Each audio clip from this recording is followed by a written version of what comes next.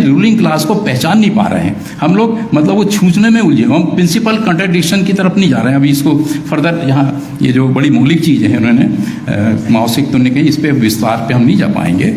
हाँ, सार यह है कि जब तक भारतीय शासक वर्ग को सत्ता शक्ति केंद्रों पर से हटाया नहीं जाता तब तक समस्याओं का स्थायी समाधान संभव नहीं है। हमको तो इस प्रिंसिपल कंट्राडिक्शन को हमको जानना है, इस पैथोजन को समझना है कि सब एक ही थैली के चट्टे बट्टे। मेरे इस डिस्कशन में कम्युनिस्ट मूवमेंट भी शामिल है। कम्युनिस्ट का भी यदि अब वो एक सिद्धांत होता है अर्थशास्त्र में, डीकर्टेलमेंट, मतलब एक पर्दे को हटाने से कुछ संस्थाएं होती हैं, कॉरपोरेट्स होते हैं, यदि उनको कॉरपोरेट के नाम हमारे सामने आते हैं, उनका नाम नहीं आता, जैसे आप जाओगे तो ये कम्युनिस्ट मूवमेंट में भी अरबपति खरबपति बैठे हुए हैं। उसकी टॉप रैंक लीडरशिप जिसको ब्यूरो, वो मैं नाम भूल रहा हूँ उसका, क्या वो पॉलिट ब्यूरो कहते हैं, उसमें अरबपति खरबपति, और उनकी मेंटलिटी, उनकी मानसिकता भी वो फ्यूडल है, रूलिंग क्लास है, जबकि हमारा कॉमरेड बेचारा जान तक निछावर कर रहा है इसमें। हाँ, तो जब तक अपन इस चीज़ को नहीं समझेंगे अपन आगे नहीं बढ़ सकते। हमारे अध्ययन का निष्कर्ष है भारत में ना तो कोई राजनीति, एक फ्रेज के रूप में हम इस चीज़ को डेवलप किया अपने अनुभव से, एक उक्ति के रूप में, एक कहावत के रूप में, भारत में ना तो कोई राजनीतिक पार्टी है, ना ही कोई विपक्षी पार्टी है, और ना ही कोई सत्ता पार्टी है। भारत में क्या है?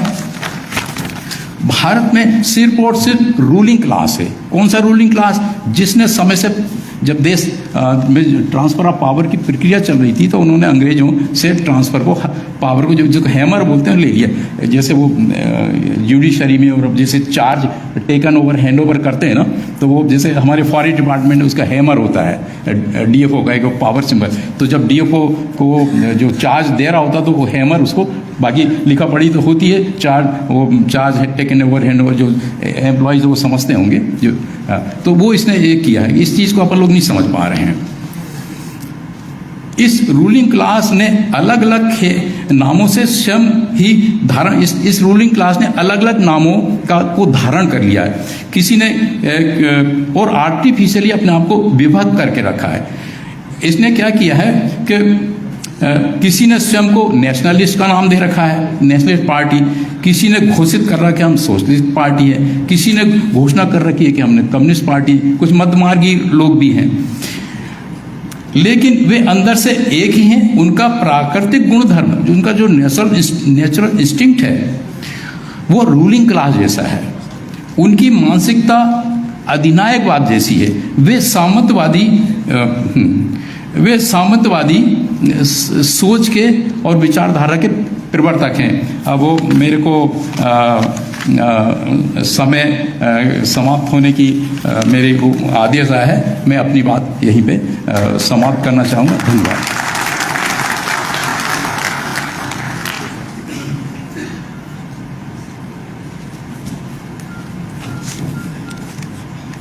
कार्यक्रम की अगली कड़ी में मैं माननीय Anil Kumar Banaj, president social justice and legal foundation Chhattisgarh को आमंत्रित करना चाहूँगी।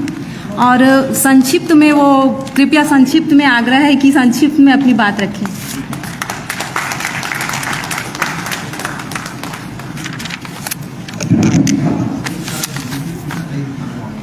सभी आदरणीय को, मंचस्थ अतिथिगण और सामने बैठे वक्तागण, सबको मेरा सादर जय भीम, नमो बुद्धाय।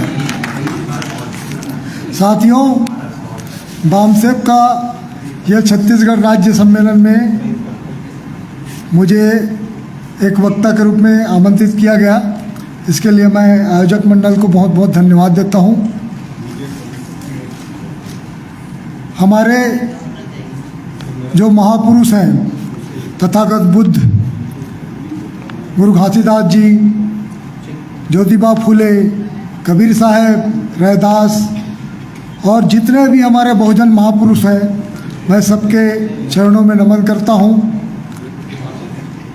बुद्ध कौन है? बुद्ध वो है जिन्होंने हमारी समस्या या हमारी प्रगति क्यों नहीं हो रही है, हमारे ऊपर अन्याय अत्याचार क्यों हो रहा है, इसके कारणों को पता लगाकर उसका निदान बताया, वो बुद्ध है। इस हिसाब से हमारे जितने भी महापुरुष हैं वो सभी बुद्ध हैं। और इस मायने में हमारे मंच में जितने भी हमारे आदरणीय जन बैठे हुए हैं, सामने जो श्रोतागण बैठे हैं, आप सभी बुद्ध हैं, क्योंकि आपने अपना घर परिवार को देने वाले समय में से कुछ समय निकाल कर यहाँ अपनी उपस्थिति दी, क्योंकि आपके मन में समाज को जागरूक करने, उसको आगे बढ़ाने के लिए मन में एक भावना है। हम समाज को कैसे आगे बढ़ा सकते हैं? हमारे जो बाबा साहब ने जो हमको संविधान में जो हक अधिकार दिए हैं उसको कैसे सुरक्षित रख सकते हैं? वर्तमान में जो परिस्थितियां निर्मित हो रही है उससे कैसे लड़ा जा सकता है? इस पर जो हमारे महापुरुषों ने विचार रखे हैं उसके आधार पर हमको समाज के बीच में जाकर लोगों को जागरूक करना है, और उस जागरूक करने के लिए हमको पहले जानना पड़ेगा। तो जब हमको जानना है तो हमको सबसे पहले हमारे इन महापुरुषों को, देखिए जो पोस्टर लगा हुआ है पीछे, उसमें हमारे जितने महापुरुष हुए हैं, चाहे वो गौतम बुद्ध हो, चाहे सम्राट अशोक हो, बाबा साहब हो, गुरु घासीदास हो, रैदास हो, कबीर हो, छत्रपति साहू जी महाराज हो, ललई सिंह हो, परियार हो, सारे जो महापुरुष हैं उनको जब तक हम नहीं पढ़ेंगे या उन्होंने समाज में अपना क्या योगदान दिया उसको नहीं जानेंगे, तो हम जब समाज के बीच में जाएंगे बताने तो हम क्या बता पाएंगे? तो सबसे पहले हमको इनके बारे में जाना पड़ेगा। यह कहा गया है, आप सभी जानते हैं, जिनको अपना इतिहास नहीं मालूम वो अपना भविष्य भी नहीं सुधार सकते। हम आज तक नहीं जान पाते कि हमारे महापुरुष कौन थे, उन्होंने हमारे लिए क्या किया। और हमको जो जानकारी है, जो महापुरुष हमको किताबों में पढ़ाया जाता है, कोर्स में पढ़ाया जाता है, वास्तव में देखें तो वो हमारे महापुरुष हैं ही नहीं। लेकिन हमको बांटने के लिए वो हमारे महापुरुषों के जगह में कुछ और को पढ़ाते हैं। हमको अपने जो वर्ग के लोग हैं उन लोग जो विचार व्यक्त करते हैं, वो जो अध्ययन करते हैं और समाज के बीच में जो लेकर आते हैं, उनको सुनने के लिए ऐसे आयोजनों में आना चाहिए। और आप जो यहाँ सुने उसको समाज के बीच में जाकर बताना चाहिए। इस काम को करने के लिए आप लोग यहाँ पे आए हैं, और हमारे जितने भी सम्माननीय वक्तागण हैं उनका जो विचार है वो लेके जाएंगे और इस विचार को समाज के अंतिम व्यक्ति तक फैलाएंगे, उसमें जागरूकता पैदा करेंगे। मैं आज के इस सम्मेलन में जो 3.5% लोगों ने हमको कैसे बांटा और हमारे हक अधिकार को कैसे छीन रहे हैं और छीनने के लिए क्या षड्यंत्र कहे हैं, बहुत संक्षेप में बताना चाहूँगा। साथियों, जैसे कि आपको मालूम है, हमारे संयुक्त भारत देश में अंतिम जाति जनगणना 1931 में हुई थी। तब की स्थिति में भारत में 7.5% आदिवासी या जनजाति, 15% अनुसूचित जाति और 52% अन्य पिछड़ा वर्ग, ये जो है जनसंख्या का बताया गया था। उसके बाद जितनी भी जनगणना हुई उसमें शेड्यूल कास्ट शेड्यूल ट्राइब की तो जनगणना हुई, लेकिन ओबीसी की जनगणना नहीं हुई। आप जानते हैं, जो लोग बजट के बारे में जानते होंगे, जो शासकीय योजनाओं के बारे में जानते होंगे, आप लोग देखे हैं कि जिनकी जनसंख्या का प्रतिशत सरकार के पास है, उसमें सरकार जो है उनकी जनसंख्या के अनुपात में बजट प्रावधान करती है।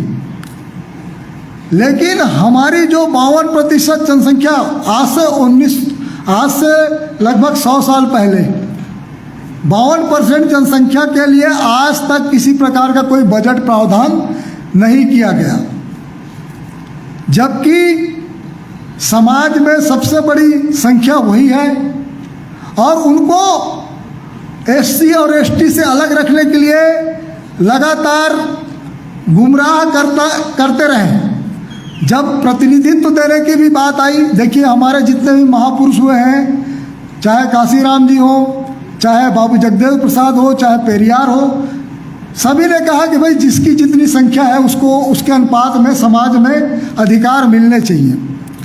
लेकिन एसटी एससी को तो मिल गया, ओबीसी को नहीं मिला। और ओबीसी को सारे चीज़ों से वंचित रखा गया, शिक्षा से वंचित रखा गया, राजनीति में भी आरक्षण नहीं है उनको। बीपी मंडल साहब की कमीशन ने जो अनुशंसा की उसको भी आधा अधूरा लागू किया गया। उनको बांटने के लिए थोड़ा सा पीछे जाना पड़ेगा हमको इतिहास में। भारत में जो व्यवस्था है, सामाजिक व्यवस्था, वो जाति आधारित व्यवस्था है। आप जानते हैं कि यहाँ पे चारण के तहत जो समाज संचालित होता था। आज जो हिंदू राष्ट्र और संविधान बदलने की बात होती है, वो आपको आज़ादी के पहले या 1950 में जो हमारा संविधान लागू हुआ उससे पहले की स्थिति में ले जाना चाहते हैं। कारण क्या है? जैसे भारत देश स्वतंत्र हुआ, संविधान लागू हुआ, तो हमारे लोग आरक्षण के बदौलत या प्रतिनिधित्व के बदौलत पढ़ने लिखने लग गए, और जो लोग पढ़ लिख गए वो नौकरियों में भी आने लग गए, अपने हक अधिकार जानने लगे, व्यवसाय में भी आने लग गए। उनकी जो आर्थिक स्थिति सुधरी तो जीवन स्तर भी सुधरा, उसके बच्चे पढ़ने लग गए। जब तक हम छोटे पदों में जाते थे, स्वीपर, बाबू, चपरासी, जो नमस्ते करने वाले पद तक पहुँचे, तब तक उनको हमारे से कोई समस्या नहीं थी। लेकिन जैसे ही हम डिसीजन लेवल पोस्ट में पहुंचने लगे, उनको समस्या होने लगी। लोग आईएएस, आईपीएस, आईएफएस बनने लगे, मंत्री बनने लगे, प्रधानमंत्री बनने लगे, तब उनको समस्या होने लगी कि ये जो पहले हमारे पैर के नीचे थे, जो हमको पाय लागू महाराज बोलते थे, इनको हमको नमस्ते करना पड़ रहा है, या इनके सामने हमको हाथ जोड़ के अपने काम के लिए खड़ा होना पड़ रहा है। तो उन्होंने जो है हमको फिर से पुरानी स्थिति में लाने के लिए नया नया षड्यंत्र किया। उसके लिए वो लगातार अंधविश्वास, पाखंड को बढ़ाने वाली कामों को बढ़ावा दे रहे हैं, और हमारे हक अधिकार को ख़त्म करने के लिए वो नए नए षड्यंत्र ले रहे हैं। आप देखे होंगे राजनीति में भी आप जाइए तो हमारे लोगों के लिए जो बड़ी पार्टियां हैं उसके बीच में क्या है? अगर अनुसूचित जाति है तो अनुसूचित मोर्चा बना दिए, उसका नेता बना दिया अनुसूचित जाति के नेता को। अनुसूचित जनजाति का अगर कोई नेता है तो उनको अनुसूचित जनजाति का मोर्चा बना के अध्यक्ष बना दिए। पिछड़ा वर्ग का है तो पिछड़ा वर्ग मोर्चा बना के उसका अध्यक्ष बना दिया। और अपना जो 3% लोग हैं वो सर्वजन के नेता है।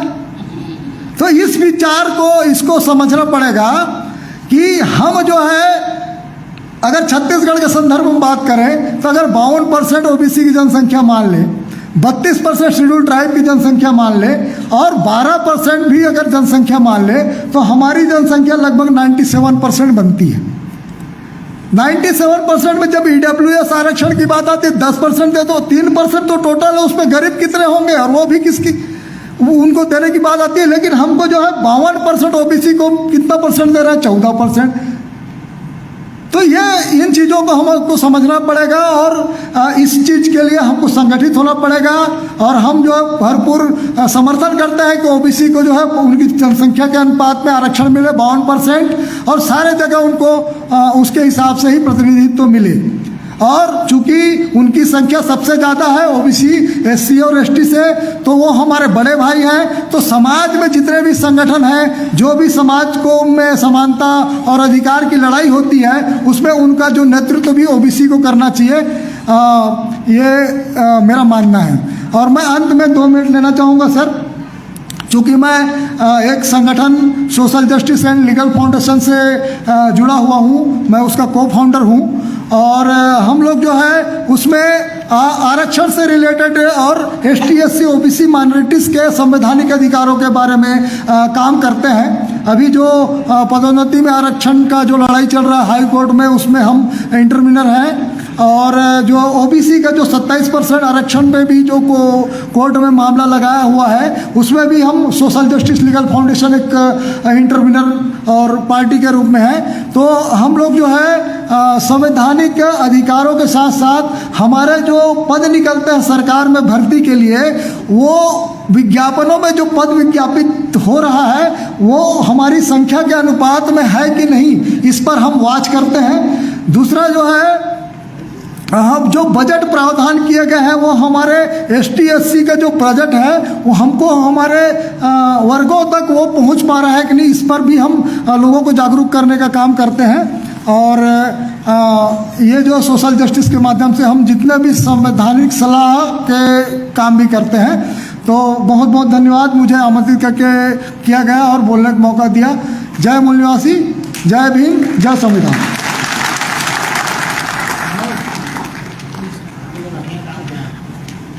बहुत बहुत धन्यवाद बनत साहब, आपने संक्षिप्त में अपनी बात रखी।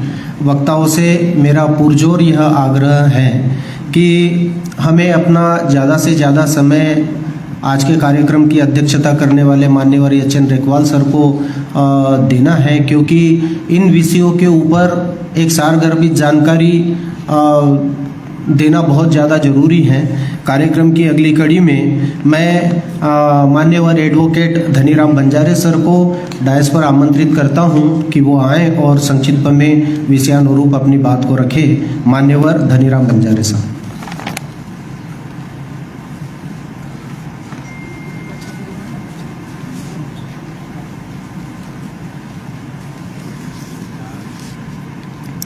सम्मानीय मंच, सभा में उपस्थित तमाम भारतवासियों, मेरे पास तो देश का सबसे बड़ा विषय है, लेकिन उतना समय नहीं है। आदमी भी छोटा, जगह भी छोटी, बात भी छोटी छोटी करता हूँ। मैं इतना जानता हूँ कि चाहे कोई भी पावरफुल व्यक्ति क्यों न रहे, वो एक जगह संविधान से नियंत्रित होता है, और संविधान का वो पॉइंट जिस जगह से नियंत्रित होते हैं सिर्फ उसी को मैं पढ़ना चाहूँगा। और मैं चाहूँगा कि हम सब लोग पढ़ें, हम सब लोग एक बार पढ़ें। वो है संविधान के अनुच्छेद 99, जिसमें हम लोगों को चुन करके भेजते हैं, किस बात के लिए चुन करके भेजते हैं और वहाँ जाने के बाद उसको क्या करना होता है। तो केवल इसी बात को मैं पढ़ना चाहूँगा। और चूंकि संविधान लागू होने के 73 वर्ष बाद हम सामूहिक रूप से पढ़ेंगे, तो प्लीज़ मैं आप लोगों से अपील करता हूँ कि अपनी अपनी जगह खड़ा हो, सिर्फ 2 मिनट के लिए या 1 मिनट के लिए एक अनुच्छेद को पढ़ना है। आप सब लोगों से मेरा विशेष अपील है, ये ऐतिहासिक क्षण है, तो यहाँ पर हम पढ़ेंगे। कितना अच्छा लग रहा है संविधान के सम्मान में देशवासी या मूल निवासी मैदान में। तो मैं 2 शब्द पढ़ूंगा, आप उसको दोहराएंगे। संविधान के अनुच्छेद 99 सदस्यों द्वारा शपथ या प्रतिज्ञान संसद के प्रत्येक सदन का प्रत्येक सदस्य अपना स्थान ग्रहण करने के पहले राष्ट्रपति या उसके द्वारा इस निमित्त नियुक्त व्यक्ति के समक्ष तीसरी अनुसूची में इस प्रयोजन के लिए दिए गए प्रारूप के अनुसार शपथ लेगा या प्रतिज्ञान करेगा और उस पर अपना हस्ताक्षर करेगा। बहुत बहुत धन्यवाद। प्लीज़ बैठ जाइए। मैं इसकी बहुत छोटी सी व्याख्या करना चाहूँगा। इसमें कहा है कि अनुसूची 3 के मुताबिक शपथ लेगा या प्रतिज्ञान करेगा। ये निर्देश है। अनुसूची 3 का क्या निर्देश है? उसका निर्देश ये है कि मैं अमुक व्यक्ति जो भी चुन के गया है, विधि द्वारा स्थापित भारत के संविधान के प्रति सच्ची श्रद्धा और निष्ठा रखूंगा। ये शपथ का प्रारूप है। विधि द्वारा स्थापित भारत के संविधान के प्रति सच्ची श्रद्धा या निष्ठा रखूंगा, जिसका अर्थ ये होता है कि वो संविधान के तहत काम करेगा, संविधान में जैसा लिखा है वैसा काम करेगा, संविधान का पालन करेगा। मेरा एक मामूली सा सवाल है, ऐसे भी आदमी भी बहुत मामूली हूँ मैं, कि क्या वो संविधान की जानकारी रखता है। संविधान के पालन करने के लिए संविधान की जानकारी होना जरूरी है। क्या वो संविधान की जानकारी रखता है? जो भी A to Z इस देश के तमाम जनप्रतिनिधि, पंच से लेकर प्रधानमंत्री तक, तमाम शासकीय कर्मचारी, एक प्यून से लेकर सुप्रीम कोर्ट के चीफ जस्टिस तक, अगर रखता है तो पालन कर लेगा, कर सकता है। करेगा नहीं करेगा उसकी अलग बात, लेकिन जानकारी नहीं रखता है तो उनसे पालन नहीं हो सकता, ये मेरा कहना है। दूसरी बात, उसकी नीयत पे फिलहाल मैं शंका नहीं कर रहा हूँ, लेकिन उसकी जानकारी पे मैं शंका कर रहा हूँ, इसलिए 3 शब्द का उपयोग करूँगा। पहला, संविधान का प्रसंग आता है तो उसकी जानकारी होना चाहिए हर किसी को। दूसरा, संविधान का प्रसंग आता है तो संविधान के प्रति दृष्टिकोण होना चाहिए, नजरिया होना चाहिए कि आप संविधान को क्या करेंगे। बिच्छू दिखेगा सामने तो आपकी नजरिया है कि वो बिच्छू है, डंक मारता है, जहरीला है, दूर रहो, आपकी नजरिया है। लेकिन संविधान की किताब सामने आती है, संविधान की बात आती है तो आपकी क्या नजरिया है, क्या दृष्टिकोण है, क्या करेंगे आप? कुछ नहीं। और तीसरा, जब भी संविधान का प्रसंग आए तो हमारा ध्यान सीधा सीधा उसके पालन होने पे जाना चाहिए। ये संविधान, इसी से देश नियंत्रित होता है, सभी का सारा अधिकार इसी में नियंत्रित है। ये सर्वोच्च नियमावली है, 73 साल से है, आपके पहुंच के भीतर है, लेकिन इसका पालन हम लोगों ने नहीं करा पाया। 73 वर्षों में इसका पालन नहीं करा पाया। हमारे पास बहुत मौका था, आज मौका खत्म है।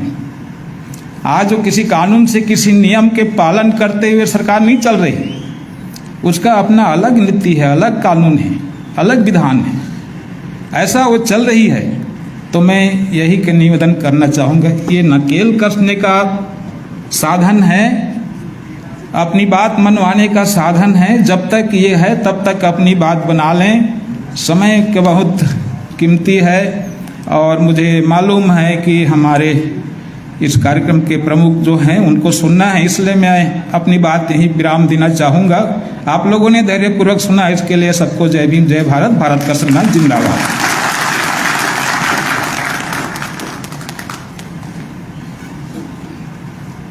कार्यक्रम की अगली कड़ी में मैं माननीय हरीश पांडाल, केंद्रीय मीडिया प्रभारी, सतनाम पुनर्जागरण संगठन छत्तीसगढ़ को आमंत्रित करना चाहूंगी।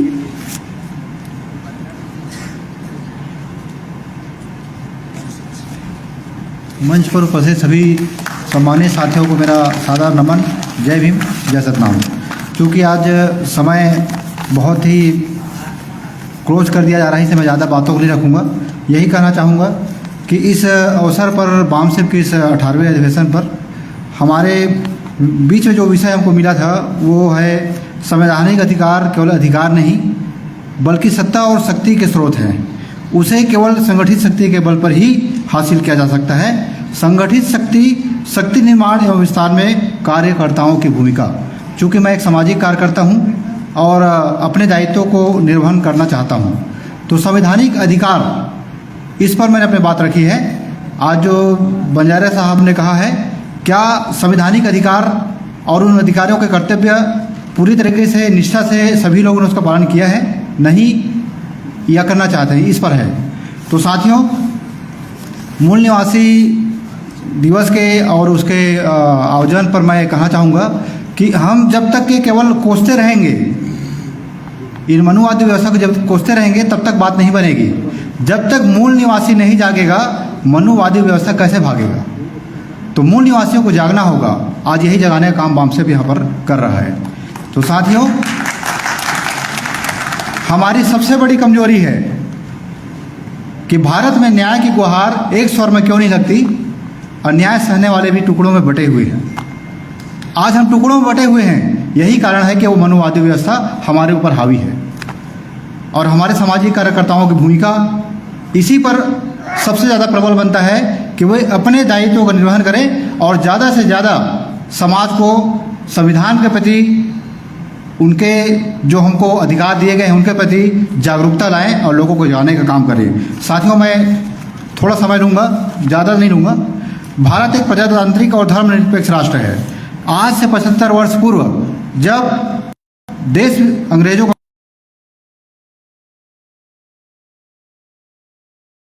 गुलाम था। उस समय भी भारत में सैकड़ों छोटी जाति रियासतें थी और उन रियासतों के अपने अपने राजा होते थे। उन सैकड़ों रियासतों के अपने विधि विधान होते थे जिन्हें उस रियासत का राजा ही बनाता था और लागू करता था।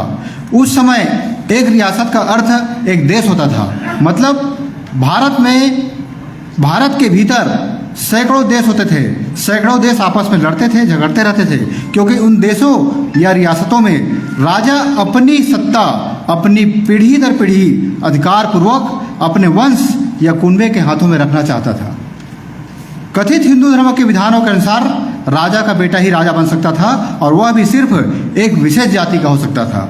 इस एकाधिकारवादी व्यवस्था में किसी भी दूसरे जाति या वर्ण के व्यक्ति का राजा बनना संभव ही नहीं था। उक्त व्यवस्था के तहत राजा का बेटा चाहे कितना भी अयोग्य हो वही राजा बन सकता था, अपितु दूसरे जाति दूसरे वर्ण का व्यक्ति का वह चाहे जितना भी योग्य हो वह राजा नहीं बन सकता था। यह उनकी मनोवादी व्यवस्था कहती है। यह व्यवस्था एक खास विचारधारा और खास कौम के वर्णवादी व्यवस्था थी जिसमें दूसरे कौम के लोगों के लिए कहीं पर कोई अधिकार नहीं था। उक्त मनोवादी वैधानिक व्यवस्था की त्रासदी यह थी कि इसमें पृथक अतीत के पराजित व गुलाम कौम के लोगों को हजारों वर्षों से शोषण का शिकार बनना पड़ा। उन बेबस लोगों के द्वारा कभी भी सपने में यह नहीं सोचा गया था कि उन्हें भी अपना राजा को बनाने का अधिकार मिल सकता है। चूँकि भारत एक सामाजिक व्यवस्था में हजारों वर्षों तक एक कौम के द्वारा दूसरे कौम को सदा से गुलाम रखने बनाने का षड्यंत्र था। सत्ता एक ऐसी चाबी है जिसने भी अपने हाथों में रखी है उसने अपने ही कौम और अपने ही कुनबे के हितों को ध्यान में रखकर विधान बनाया और उसका कड़ाई से पालन कराया। भारत का इतिहास ऐसी क्रूर व अमानवीय सत्ताधीशों के निरंकुश शक्ति से हजारों वर्ष तक रंगता रहा है। परिणाम यह हुआ कि यह देश हजारों वर्षों से एक टुकड़ों में बटा रहा और अलग थलग रह करके हजारों जातियों में से बांट करके वर्णवाद व जातिवाद के जहर में भारतीय समाज को एक जनशक्ति के रूप में संगठित होने का मौका ही नहीं दिया गया। इसका परिणाम यही हुआ कि विदेश से आए हुए मुट्ठी भर लोगों ने यहाँ पर अपना हुकूमत चलाया, यहाँ के लोगों को गुलाम बनाया और राज करते रहे। साथियों, उक्त ऐतिहासिक सत्यों से यह सत्य उभर कर सामने आता है कि अतीत में आम जनता को सत्ताधीशों ने षड्यंत्र करके संगठित होने का कभी मौका नहीं दिया। भारत की राजशाही और सामंतवादी व्यवस्था में आम जनता न कुछ बोल सकती थी, न अपने हक अधिकार के विरोध में कुछ बातों को अपनी रख सकती थी। ऊपर से उनके ऊपर अत्याचारों पर कोई भी प्रतिक्रिया वो अगर देती तो उनके मुंह को बंद किया जाता था, उनके कानों में उनके जबानों में शीशे डाल दिए जाते थे। तो आज भारत स्वतंत्र और धर्मनिरपेक्ष लोकतंत्रात्मक राष्ट्र है। यह भारत का संविधान है। भारत के संविधान इसकी वजह से यहाँ का प्रत्येक व्यक्ति आज समान अधिकारों से प्राप्त कर चुका है और भारत के संविधान में अतीत के तमाम अमानवीय और भेदभावपूर्ण व्यवस्था को बदलकर प्रत्येक व्यक्ति को शक्ति संपन्न बना दिया है।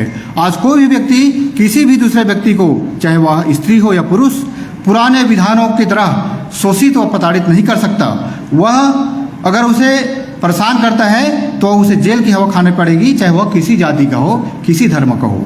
यह सब बदहाल संवैधानिक अधिकारों के वजह से आज हम इस व्यवस्था में यहाँ पर कायम हैं और इसी व्यवस्था के चलते आज भारत की जनता अपने बातों को, संवैधानिक अधिकारों को प्राप्त कर, संगठन बनाकर, अपनी ताकत दिखाकर आम जनता आर्थिक रूप से भले विपन्न है लेकिन संवैधानिक रूप से बहुत सशक्त है। साथियों, संवैधानिक अधिकार केवल अधिकार ही नहीं बल्कि उस अधिकार के माध्यम से आम जनता अपनी शक्ति को एकत्र कर सत्ता पर काबिज भी हो सकता है। जागरूक और सक्षम समाज सेवियों और समर्पित कार्यकर्ताओं के समक्ष आज सबसे बड़ी चुनौती यही है कि वे आम जनता को संवैधानिक अधिकारों के प्रति जागरूक करें और उनकी रक्षा में और उनकी दिशा में अपनी अहम भूमिका निभाएं। वर्तमान समय में अतीत के अत्याचारियों और सत्ताधीशों द्वारा भारत के संविधान को बदलने या उसे निष्प्रभावी बनाने का षड्यंत्र किया जा रहा है ताकि इस 21वीं सदी में वे अपने अतीत का युग लौटा सकें और पुनः उन अमानवीय विधानों को लागू करके अय्याशी का जीवन जी सकें। साथियों, संविधान की रक्षा ही हमारा परम कर्तव्य है, हमें उसका पालन करना चाहिए। जय भीम, जय सतनाम।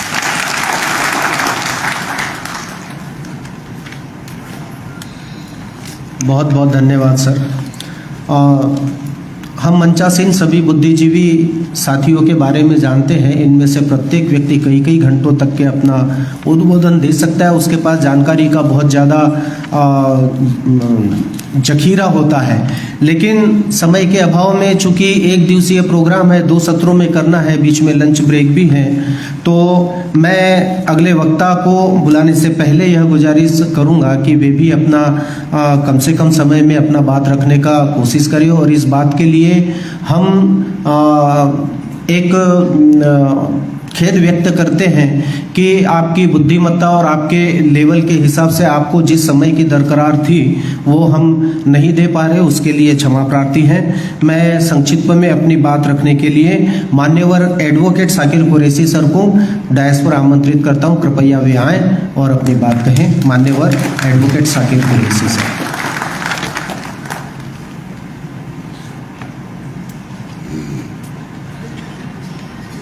बोलना 10 मिनट 7 मिनट ना। रौनक स्टेज, काबिल कद, हमारे रिस्पेक्टेड मेहमान खुसूसी जितने भी आए हैं, आप सबों का मैं इस्तकबाल करता हूँ। साथ में छत्तीसगढ़ के सभी जिले से करीब करीब सभी मोर्चों से सबके पदाधिकारी और कार्यकर्ता सक्रिय लोग यहाँ पर आए हैं, उनका भी मैं स्वागत इस्तकबाल वेलकम करता हूँ। इसके पहले मैं चाहता हूँ कि कुछ भाई हमारे नींद के आगोश में है, हल्का फुल्का झपकी ले रहे हैं, तो अगल बगल वाले उनको धीरे से हिलाएं और उनके कान में बोले जय मूल निवासी, ताकि सब जाग जाएं। 7 मिनट का वक्त मिला है। 7 मिनट में मैं पूरा इनकलाबी भाषण आपके बीच में रखूंगा, क्योंकि हम लोग तो वकील लोग हैं, 1-1 घंटा बोलते हैं, हम लोग के लिए प्रॉब्लम नहीं है। लेकिन 7 मिनट में मैं इसको कंक्लूजन बताऊंगा। तो जो साथी थोड़े झपकी ले रहे हैं वो अगल बगल को जगा लें। एक बार फिर से बोलिए जय मूल निवासी, जय भारत, जय संविधान। दोस्तों, आज का खास मकसद जो सब्जेक्ट है उस पर ही मैं चर्चा करूंगा। भारत निर्वाचन आयोग ने लोकसभा चुनाव 2019 के नतीजों की वीवीपैट की पर्चियां 4 महीने में नष्ट कर दिए गए। क्यों नष्ट किया भैया? यहाँ तो सड़ा सा फाइल हम बनाते हैं, कोई आदमी का लीगल नोटिस भेजते, वो भी 5 साल बाद आके पूछता है वकील साहब 5 साल पहले जो नोटिस भेजे थे उसका कॉपी मिलेगा क्या? दे देते तो काम आ जाता। तो हम लोग छोटा सा नोटिस को 500 रुपया 2000 के जो फाइल है उसको भी 5 साल लगते हैं, उसके बाद बोरिंग भर के जलाते हैं। तो इससे समझ में आता है कि फासिस्टवादियों, इन मनीवादियों की जो सरकार है वो सब कुछ अपने पास रखा हुआ है। उनको मालूम है कि हम जैसे क्रांतिकारी लोग जब सामने खड़े हो जाएंगे तो इनकी औकात नहीं है कि उसके बारे में जवाब दे सकें। इसलिए जल्दी से जल्दी इसको नष्ट कर दो, ताकि अगले चुनाव से पहले कोई क्रांतिकारी या कोई आंदोलन पैदा ना हो जाए। इसलिए इसको नष्ट कर दिया गया, जबकि ये संवैधानिक अधिकार है हमारा उसके बारे में जानना, उसके बारे में पूछना, क्या घोटाला हो उसके बारे में समझना। लेकिन हमारे संविधान को तो बिल्कुल किनारे रख दिए गए हैं। इन फासिस्ट और जितने भी नफरती जो शासक वर्ग है, ये सिर्फ बराए नाम दिखाने के लिए संविधान के पालन के बारे में बात करेंगे। जैसे हमारे सीनियर ने भी बताया, शपथ तो लेंगे संविधान का, लेकिन काम करेंगे सिर्फ अपने मन का। ये आज भारत में चल रहा है। और उसकी वजह क्या है? हम जैसे लोग जो उनकी चमचागिरी कर रहे हैं, अंधभक्त बैठे हैं, बन के बैठे हैं। हमारे मूल निवासी समाज के साथी हैं जो बड़े बड़े नेता बन गए हैं चमचागिरी करके, लेकिन अपने हक बात को आता नहीं रख रहे हैं। तो मैं उनसे आह्वान करूंगा कि आप सभी नीतियों को, नेता लोगों को बिल्कुल इनकी औकात बता दें कि हमारे जरिए तुम वहां पर पहुंचे हो और वहीं जाकर उनकी गुलामी कर रहे हो, तो हम आपसे क्या उम्मीद रखें? तो उनको बोलो ये जो जलाए गए उसके खिलाफ एक ज्ञापन सौंपा जाए और भारत निर्वाचन आयोग के संज्ञान में लेकर उस बात को लाया जाए कि आखिर जलाने की आपकी आवश्यकता क्यों पड़ी। तो इसके बाद मैं चाहूंगा कि हमारे मूल निवासी समाज के लोग एक और आंदोलन पैदा करें और ज्ञापन सौंपें, ताकि वो उनके कान खड़े हो जाएं और आगे फिर दोबारा घोटाला करने के लिए सचेत हो जाएं। पहले पॉइंट का जवाब ये है। ठीक है साथियों, आगे बढ़ें। इसके बाद बताया गया है कि ईवीएम में घोटाला होता है, इसके दस्तावेजी सबूत हैं। क्या 2024 के आम चुनाव में इलेक्शन कमीशन फिर एक बार भारत की जनता को मूर्ख बनाने में कामयाब हो जाएगी? मूर्ख तो अभी तक तो बना ही रहे हैं, कामयाब हो जाएगी कि कौन सा? इसमें कोई सब्जेक्ट की कोई बात नहीं है। ये तो अभी तक लगातार मूर्ख बनाते आ रहे हैं 1947 के बाद से, और जब से भारत का संविधान बना तब से। अभी जैसे हमारे एक सीनियर ने कहा कि ट्रांसफर ऑफ पावर सिर्फ जो है अंग्रेज चले गए, अपने औलाद छोड़ दिए, ट्रांसफर ऑफ पावर उनको दे दिए और बस उसी के हिसाब से बस चल रहा है। तो आज हम आप तो बेवकूफ बन ही रहे हैं, और 2024 में भी आम चुनाव के इलेक्शन में इसके लिए फिर से हमको मूर्ख बनाया जा सकते, इसमें कोई ताज्जुब वाली बात नहीं होगी। लेकिन याद रखें, आज हम लोग जागरूक हैं, आज हम लोग अभी चुनाव में कुछ महीने बाकी हैं, उसके पहले अगर हम लोग एक बहुत बड़ा आंदोलन का रूप ले सकते हैं, मूल निवासी समाज हमारा अगर कहीं जागरूक होकर सामने आ सकता है, और जितने भी अंधभक्त बने बैठे हुए हैं, चाहे वो कोई भी जाति कोई भी समाज का हो, हम बराए नाम ST SC OBC माइनॉरिटी बोलते रहते हैं, लेकिन हमारे में से अधिकांश % जो है अंधभक्त बने बैठे हुए हैं। तो उनको चाहिए कि अपने हक की लड़ाई के लिए सामने आए, आकर के इसको पर्दाफाश करें, ताकि 2024 में फिर से मूर्ख ना बनाया जा सके। अभी मूर्ख बनाने की जो फैक्ट्री है बहुत लंबा चौड़ा चल रहा है, जगह जगह नफरती आतंकवादियों का पूरा हुजूम है, और इनको खुली छूट दे दी गई है। जबकि भारत का संविधान के तहत चलेंगे तो इन लोग एक लाइन एक कदम आगे नहीं बढ़ सकते। तो मैं आप लोगों को गुजारिश करनी चाहूंगा कि ऐसे लोगों को सख्त विरोध करके सामने आए, और हमारे जो जितने अनभक्त मूल निवासी साथी हैं उनसे गुजारिश करना चाहूंगा कि उन लोग जागरूक हों, ताकि आने वाली पीढ़ी उनको माफ कर सके, वरना आने वाली पीढ़ी उनको माफ करने वाली नहीं है इनकी अनभक्तियों के चलते। तो ऐसा चीज हम लाएं ताकि 2024 में फिर से मूर्ख ना बन सकें। अगला विषय है, ताली बजा सकते हैं आप लोग ताकि जो थोड़ा नींद में है वो जाग भी जाए। अगला विषय है, संसदीय प्रणाली को खतरे में डालकर 3.5% अल्पसंख्यक स्वर्ण समाज की जनाधार खोती हुई राष्ट्रीय पार्टियों को पुनः स्थापित करने में ईवीएम मशीन की भूमिका तथा चुनाव आयोग के द्वारा लोकतांत्रिक मूल्यों को खत्म करने का षड्यंत्र है। भाई, जिस दिन ईवीएम मशीन को स्टेब्लिश किया गया 80 के दशक के आसपास में, उसके बाद से इसकी बुराइयां शुरू हो गई, क्योंकि इसके 2 पार्ट होते हैं, एक ऑपरेटिंग एक वोटिंग।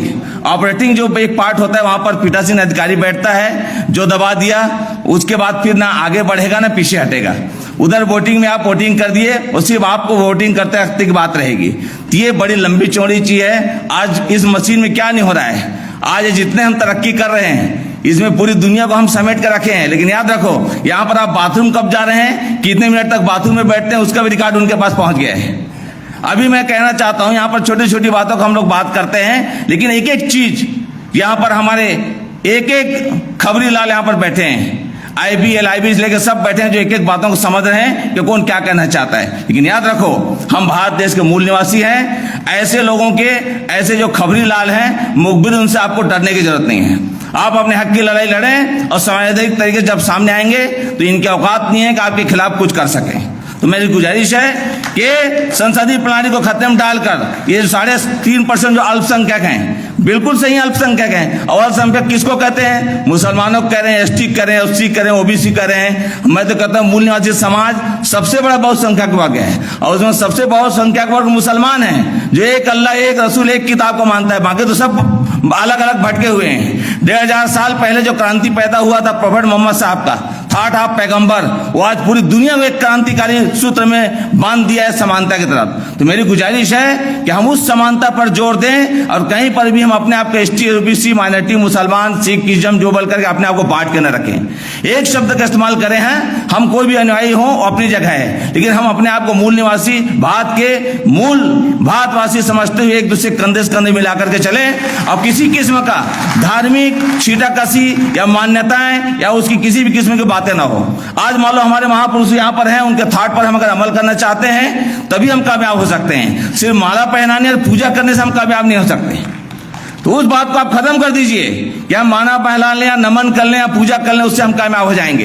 बल्कि उसके थाट पर अमल करते हुए, उनके विचारों पर अमल करते हुए हम क्रांतिकारी अपने अंदर पैदा करेंगे, तब जाके 3.5% जो फासिस्ट मनोवादी जो शासक वर्ग है उसको उखाड़ फेंकेंगे, वरना आप ये नहीं कर सकते।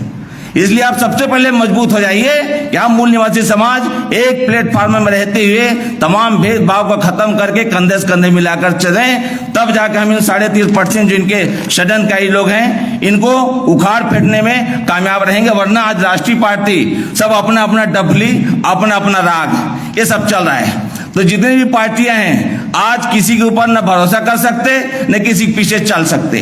तो अब यह लेकिन मजबूरी है, आपको कुछ यूज करना पड़ेगा। अभी जैसे कुछ साथियों ने कहा अगर हम 15 अगस्त में झंडा तिरंगा फहराते हैं तो कोई बात नहीं, फहराएं लेकिन अपने हक बात को सामने रखें, ताकि उनको लगे कि हम आज आजाद नहीं हैं बल्कि आप उससे ज्यादा हमको गुलामी में ले आए हैं। यही चीज इनके साथ जुड़ के होना चाहिए। हमारे कोई भी समाज का अगर प्रत्याशी अगर कहीं खड़ा होता है, कोई बात नहीं, चुनाव हार जाएगा लेकिन वो अमर हो जाएगा, वो अपनी बात को रखे कि भाई देखिए यहाँ पर अगर मुझको आप दिए हैं तो मैं आपके पीछे पीछे नहीं घूमूंगा। यहाँ सबसे बड़ी तकलीफ क्या हो गई है, हम उसके आइडियोलॉजी पर बस अंधभक्त बन के चलते हैं और अपने हक बात को नहीं रख पाते, जिसके चलते हमारा समाज और दलदल में फंसते जा रहा है। तो इन 3.5% के बीच से अगर हमको आगे उभरना है तो इस सोच को, ब्रॉड विचार को आपको बढ़ाना होगा, तब जाकर आप बढ़ेंगे आगे। इसके बातें बताया गया है, अगर कहीं ऐसा हम नहीं करते हैं तो लोकतंत्र में बिल्कुल खतरा ही है। आज लोकतंत्र कहाँ, यहाँ पर सिर्फ भीड़ तंत्र है, और भीड़ तंत्र को कैसे खतरा जाता है, सब भेड़िया देसान वाली बात चल रही है। अगला सब्जेक्ट है ओबीसी अगर हिंदू है तो तथाकथित 3.5% स्वर्ण समाज ओबीसी की जातीय आधारित जनगणना के विरोध में क्यों? अरे जनाब, ओबीसी अगर तुम बोलते हो हिंदू है या स्वर्ण है तो तुमको क्या मालूम, उनके पास डाटा नहीं है क्या? अरे जनगणना क्या जरूरत ही नहीं। आप तो जितने भी आप ले रहे हैं, सड़ा साहब कहीं जाने चाय पीने जाएंगे तो वहां रसीद करता है तो आपकी पूरी डिटेल और डाटा ले ली जाती है, पूरे उनके पास डाटा मौजूद है कि कितने ओबीसी समाज के क्या हैं। इसीलिए तो षड्यंत्र रच रहे हैं ताकि उसको अंधभक्त बनाया जा सके और पूरे तरीके से उसको हिंदू जैसा शब्द बोल करके उनको अंधभक्त बना करके उसका फायदा उठा लें। तो हमको एक ओबीसी वर्ग के बड़े समाज को समझना है कि हम अंधभक्त बने या सिर्फ जाति गणना कराने में लगे रहे। जाति गणना बस कराने में आप कुछ भी उसको नहीं उखाड़ सकते, नहीं आपको उतार हो सकता। बेहतर यह है कि आप जागरूक हो जाएं, जागरूक हो चलकर आप अपने हक को, अधिकार को कैसे समझेंगे और सत्ता परिवर्तन आप कैसे करेंगे, उस पर आप गौर करें। तो ओबीसी समाज से मेरी गुजारिश है कि इस बारे में ज्यादा से ज्यादा गौर करें और मंथन करके उस नतीजे तक पहुंचे कि आप अंधभक्त क्यों बन रहे हैं और आगे अंधभक्त बनने से आपको फायदा है या नुकसान।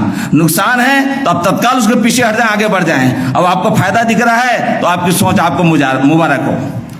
आगे इस बात में आया है कि ओबीसी की जातीय आधारित जनगणना न करना और जबरदस्ती हिंदू पहचान देकर उनके विभिन्न संवैधानिक अधिकारों, शिक्षा, नौकरी, पदोन्नति एवं राजनीतिक से वंचित करना ब्राह्मणी षड्यंत्र है। भैया षड्यंत्र एक के बाद एक हो ही रहे हैं। वामसेब हमारी मदद संगठन एक ऐसी संस्था है जो लगातार आवाज उठा के इस बात को लाने की कोशिश कर रही है, लेकिन हमारा ओबीसी समाज का बहुत बड़ा वर्ग ऐसा है जो वामसेब को न समझ पाया है न आगे समझना चाहता। तो इस वजह से एक बहुत बड़ा नुकसान इस देश में हो रहा है। तो उस बड़े समाज को समझना है। एसटी, एससी, मुसलमान, माइनॉरिटी जो है ये कम से कम धीरे धीरे जागरूक होकर समझ रहा है। तो मैं तो चाहता हूं कि ओबीसी खुद ब खुद आपके पीछे आने लगेगा, बशर्ते है कि एसटी, एससी, ओबीसी हम आप कम से कम एक हो जाएं। हम आप जब एक हो जाएंगे तो हमारी ताकत इतनी मजबूत हो जाएगी भारत में कि धीरे धीरे ओबीसी भी समझ में आ जाएगा कि नहीं, हमको इनके पीछे चलना चाहिए, बल्कि वो 3.5% के पीछे नहीं चलना चाहिए। तो आज हम आह्वान करें कम से कम एसटी, एससी, ओबीसी, दलित, बौद्धिस्ट हमारे जो बीच के मूल निवासी साथी हैं, जो इसके जड़ में ही पूरी मूल निवासी घुसा हुआ है, वो कम से कम एक हो जाएं। तो आज हम आह्वान करते हैं इस अधिवेशन के माध्यम से कि हम सब एक हैं। बोलिए भाई,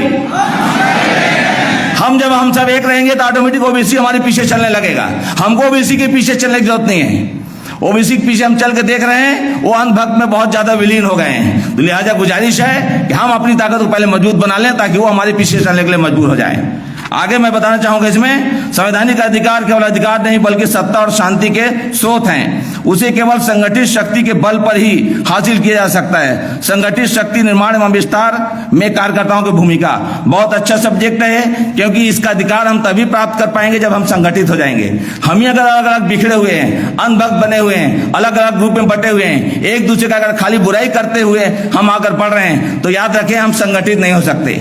याद रखें हमारे आपके विचारधारा में करीब 90% समानता है तो 10% विरोधाभास भी हो सकता है, लेकिन हमारी सबसे बड़ी कमजोरी क्या है, 10% विरोधाभास में हम लग जाते हैं। अरे भाई वो ऐसा कैसा क्यों रहा है, ऐसा क्यों कर रहा है, उसको ऐसा करना चाहिए। अरे भाई उसको किनारे रखो, सबको अपनी जिंदगी जीना है, अपने जीने का हक अधिकार है। मरने के बाद किसका क्या होना सब अपना अपना फलसफा है। लेकिन जो 90% हम में जो समानता है, हमारी समस्याएं, हमारी तमाम जो बुनियादी चीजें वो बिल्कुल समान है, उस पर हम एक हो जाएं। तो आज से हम संकल्प लें कि हमारी 90% जो समस्या है उसको माने एक होते हुए हम आप संगठित रहेंगे भाई, हाथ उठा के एक साथ बोलिए।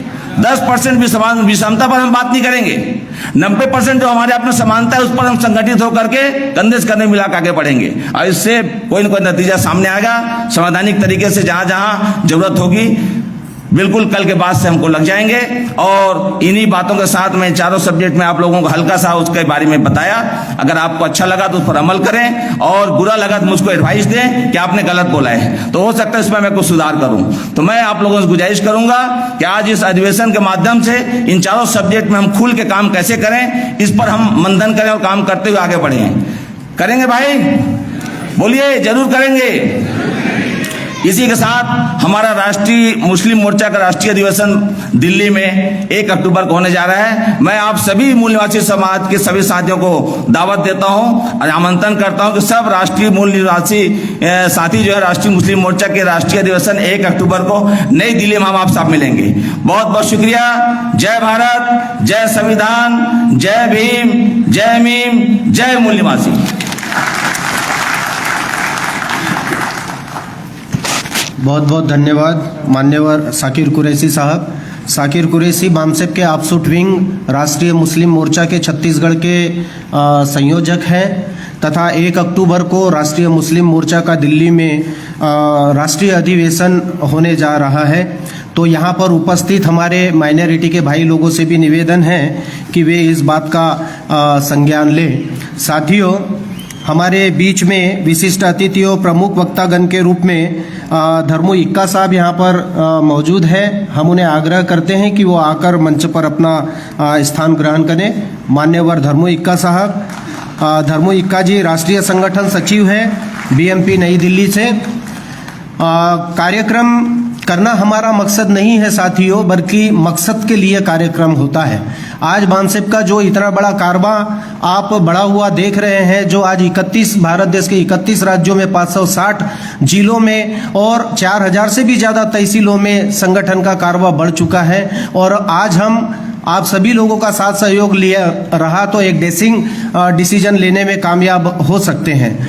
साथियों, मंच पर अभी भी आप देख रहे हैं काफ़ी सारे वक्तागण अभी अपना बात करने के लिए बाकी है, लेकिन मैं क्षमा चाहूँगा कि उन्हें अभी हम इस सेशन में समय नहीं दे सकते हैं, क्योंकि हमें आज के कार्यक्रम की अध्यक्षता कर रहे मान्यवर HN रेकवाल सर को समय देना है। तो मैं उन लोगों से क्षमा मांगते हुए कहता हूं कि नेक्स्ट सेशन लंच के बाद का है, उसमें मौका उन्हें दिया जाएगा, इसका कोशिश किया जाएगा।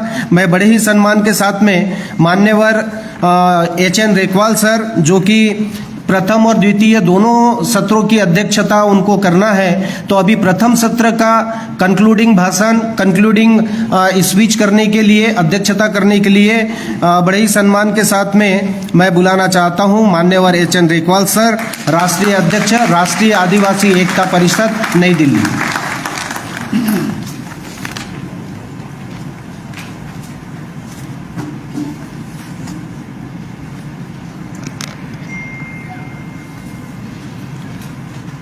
मूल निवासी समाज में जन्मे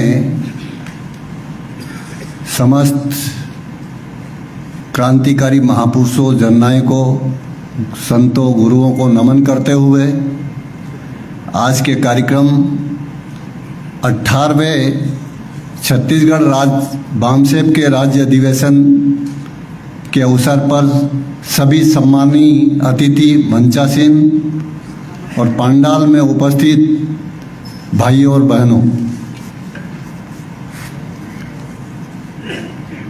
बामसेप या बामसेप के आपसूट संगठनों का जो प्रबोधन और जागरण का जो मकसद है,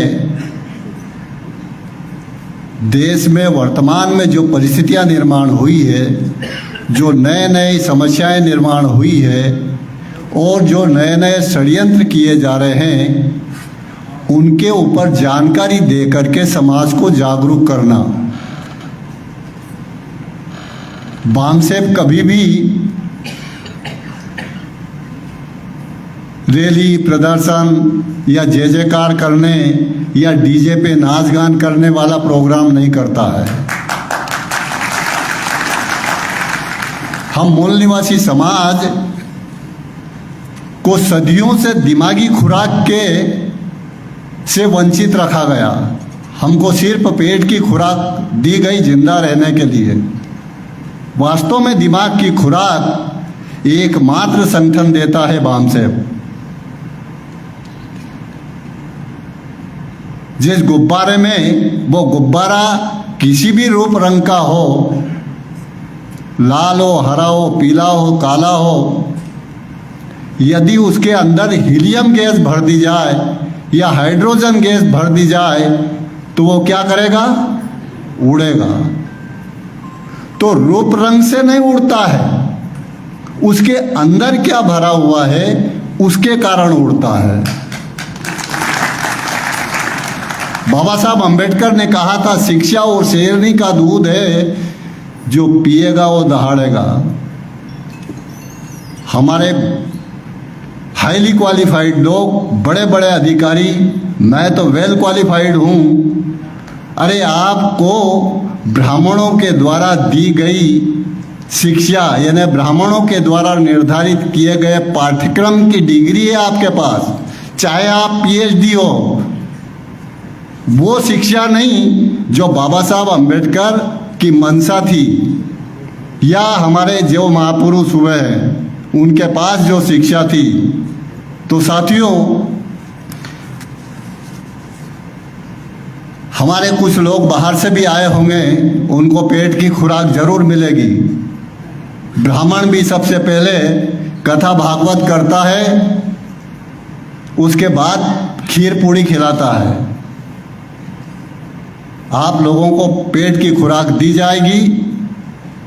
यहाँ जो सब्जेक्ट रखे गए हैं, सब्जेक्ट इतने हैं कि एक सब्जेक्ट पे कम से कम 1 घंटे की स्पीच दी जा सकती, तब जाकर के हम समझा सकते हैं। लेकिन मैं फिर भी कोशिश करूँगा। अभी बज रहे हैं 3:34। मुझे कम से कम 1 घंटा आप सुनने की कोशिश करें, क्योंकि खाना तो खाते ही हैं, कभी कभी उपवास भी करते हैं। तो साथियों, मैं सभी से अनुरोध करना चाहता हूं कि ये जो जानकारी यहाँ दी जा रही है उसको आपको जागरूक करने के लिए दी जा रही है, और ये आप ये जानकारी समाज तक पहुंचाए उसके लिए दी जा रही है। सिर्फ तालियां बजाने के लिए नहीं दी जा रही है।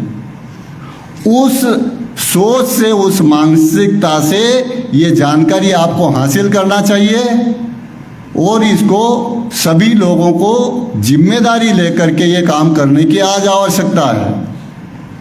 साथियों, पहला सब्जेक्ट रखा हुआ है कि भारत निर्वाचन आयोग ने लोकसभा चुनाव 2019 के नतीजों में वीवीपीएटी मशीन या वीवीपीएटी की पर्चियां 4 महीने पहले ही क्यों नष्ट कर दिए गए। इसी के अथवा में है ईवीएम में घोटाला होता है, इसके दस्तावेजी सबूत है। क्या 2024 के आम चुनाव में इंटरनेशनल इलेक्शन कमीशन फिर एक बार भारत की जनता को मूर्ख बनाने में कामयाब हो जाएंगे? और इसी से संबंधित दूसरा विषय संसदीय प्रणाली को खतरे में डालकर 3.5% अल्पसंख्यक स्वर्ण समाज, 3.5% स्वर्ण नहीं ब्राह्मण, अल्पसंख्यक स्वर्ण समाज यानी अल्पसंख्यक ब्राह्मण की जनाधार खोती हुई राष्ट्रीय पार्टियों को पुनः स्थापित करने में ईवीएम मशीन भूमिका का तथा चुनाव आयोग के द्वारा लोकतांत्रिक मूल्यों को खत्म करने का षड्यंत्र है। साथियों, सबसे पहले ये ईवीएम मशीन लाने के पीछे वामन में मान्यवर कांशीराम साहब ने जब राजनीतिक पार्टी बनाई थी बहुजन समाज पार्टी, और उन्होंने कहा था कि हम बहुसंख्यक लोग हैं, वोट हमारा है, हम संख्या में ज़्यादा है और राज ये 3.5% लोग कर रहे हैं। इसलिए उन्होंने नारा दिया था, वोट हमारा राज तुम्हारा नहीं चलेगा, नहीं चलेगा। उस समय इंदिरा गांधी प्रधानमंत्री थी। चाहे कांग्रेस के ब्राह्मण हो या बीजेपी के ब्राह्मण हो या आरएसएस के ब्राह्मण हो, वो अलग अलग नहीं है। उन्होंने सोचा कि कांशीराम बात तो सही कह रहा है, वोट इनके ज़्यादा है और राज हम लोग कर रहे हैं, इसलिए इसका कोई ना कोई रास्ता ढूंढना होगा। इसलिए ये ईवीएम मशीन भारत में लाई गई कि ईवीएम मशीन के माध्यम से वोटों की चोरी करके हम इन बहुसंख्यक लोगों को गुलाम बना सकते हैं, हमारे ऊपर आश्रित कर सकते हैं। तभी से ये ईवीएम मशीन आई। और इसी तरीके से 2004 और 2009 के चुनाव में कांग्रेस ने ईवीएम में गड़बड़ी करके चुनाव जीता।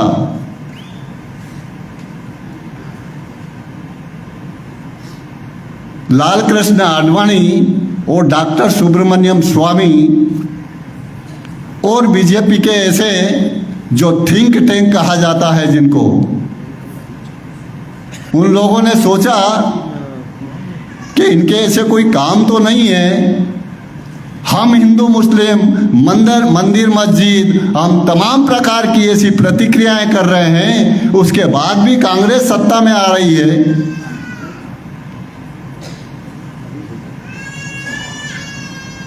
तो लाल कृष्ण आडवाणी और डॉक्टर सुब्रमण्यम स्वामी सुप्रीम कोर्ट में गए और सुप्रीम कोर्ट में ईवीएम मशीन के विरोध में गए कि इस ईवीएम मशीन में हम बटन दबाते हैं, मशीन टू की आवाज़ करती है, लेकिन वोट कहाँ जाता है वो पता नहीं चलता है।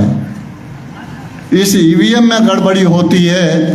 तमाम प्रकार के उन्होंने सुप्रीम कोर्ट में तथ्य रखे और सुप्रीम कोर्ट को कन्विंस करने में वो सफल हुए और 8 अक्टूबर 2013 को सुप्रीम कोर्ट ने माना कि सिर्फ और सिर्फ ईवीएम मशीन से फ्री फेयर एंड ट्रांसपेरेंट चुनाव नहीं हो सकता।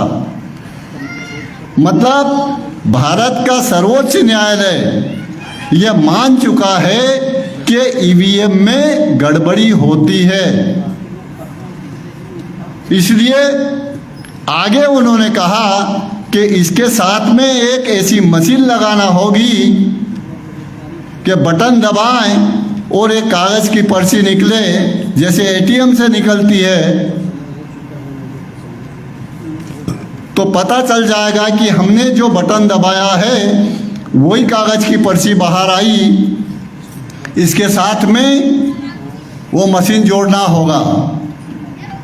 तो साथियों, सुप्रीम कोर्ट का जजमेंट होने के बाद, सुप्रीम कोर्ट के निर्देश होने के बाद भी,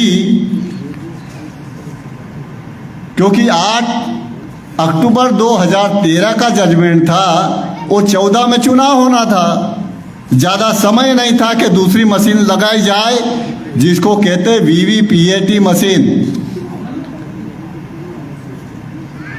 अब वो वीवीपीएटी मशीन नहीं बनी, उससे पहले 2014 के चुनाव हो चुके और नरेंद्र मोदी प्रधानमंत्री बन गए। इसके पीछे कांग्रेस और बीजेपी दोनों का षड्यंत्र है। कि 2004 और 2019 का चुनाव जब कांग्रेस ने जीता, लाल कृष्ण आडवाणी और डॉक्टर सुब्रमण्यम स्वामी जब सुप्रीम कोर्ट में गए, जजमेंट भी आ गया, लेकिन आरएसएस मुख्यालय में एक समझौता हुआ कि आपने 2004 और 2009 के चुनाव में गड़बड़ी करके चुनाव जीते हो, यह हम पब्लिसिटी करेंगे और भारत के आम लोग आपकी कांग्रेस की जो इमेज बनी हुई है उसका सत्यानाश कर देंगे, आपको नंगा कर देंगे। इसलिए कांग्रेस सोनिया गांधी आरएसएस के मुख्यालय गई नागपुर, उन्होंने मोहन भागवत से समझौता किया कि आप इसका प्रोपेगेंडा मत करिए, चुनाव जीत निर्वाचन सुप्रीम कोर्ट से जजमेंट आ गया है, इसको प्रोपेगेंडा करने की जरूरत नहीं है, क्योंकि सुप्रीम कोर्ट ने ईवीएम में गड़बड़ी होती है यह सिद्ध कर दिया। हमने 2 बार चुनाव गड़बड़ी करके जीता, इस बार 2014 में आप भी गड़बड़ी करके चुनाव जीत सकते हैं। यह हम जो बोल रहे हैं उसके हमारे पास सबूत है, और हम लोग जो बोलते हैं बिना सबूतों के आधार पे नहीं बोलते हैं। अगर हम बिना सबूतों के आधार पे अगर बोलते हैं तो आज ये लाइव चल रहा है, 2 मिनट में एफआईआर दर्ज हो जाती है और बामसेप के सभी कार्यकर्ताओं को, वामन मेश्राम साहब को अंदर कर सकते हैं। तो साथियों, उनका समझौता हुआ कि 2000 आपने 2 बार चुनाव गड़बड़ी करके जीता है और हमको कह रहे कि 2014 का चुनाव जीत जाए। हम भी 2 बार गड़बड़ी करेंगे। इस तरीके से साथियों, उन्होंने 2014 और 2019 में गड़बड़ी करके चुनाव जीता है, उनका समझौता खत्म हो गया है।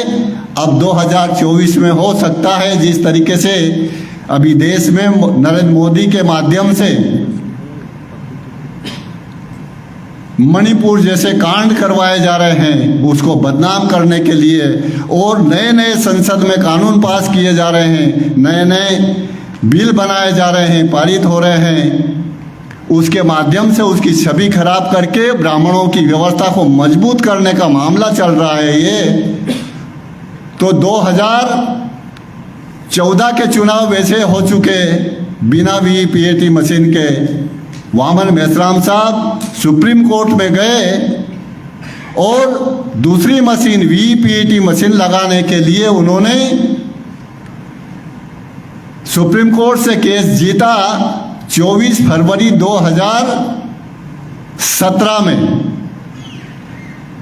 और सुप्रीम कोर्ट ने जजमेंट दिया कि 2019 में होने वाले चुनाव में 100% बूथ के ऊपर वीवीपीएटी मशीन लगेगी। तो 2019 के चुनाव में और अन्य विधानसभा चुनाव में अब सेकंड मशीन लगती है। वो सेकंड मशीन लगाने के लिए भारत सरकार ने हम लोगों के खून पसीने की कमाई जो हम टैक्स के रूप में देते हैं 3,535 करोड़ रुपए खर्च किए सेकंड मशीन के लिए। 3,567 करोड़, 35 करोड़।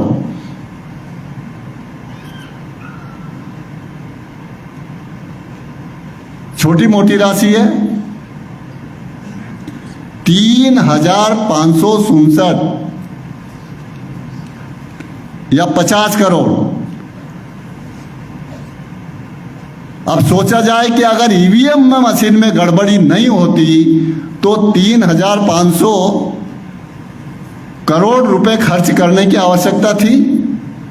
इसका मतलब है कि ईवीएम मशीन में गड़बड़ी होती है, लेकिन अब ईवीएम मशीन से गड़बड़ी होने वाली। सुप्रीम कोर्ट ने जजमेंट दिया था, इन केस ऑफ डिस्प्यूट, अगर विवाद की स्थिति निर्मित होती है तो वीपीटीएम मशीन से निकलने वाली 100% पर्चियों की रीकाउंटिंग होगी।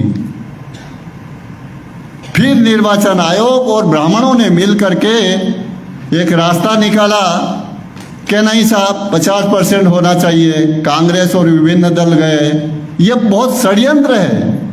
जब सुप्रीम कोर्ट बोल चुका है कि इन केस ऑफ डिस्प्यूट, अगर विवाद की स्थिति निर्मित होती है तो आपको 100% वीपीटी मशीन से निकलने वाली पर्चियों की काउंटिंग होना है, फिर आप लोग 50% होना चाहिए।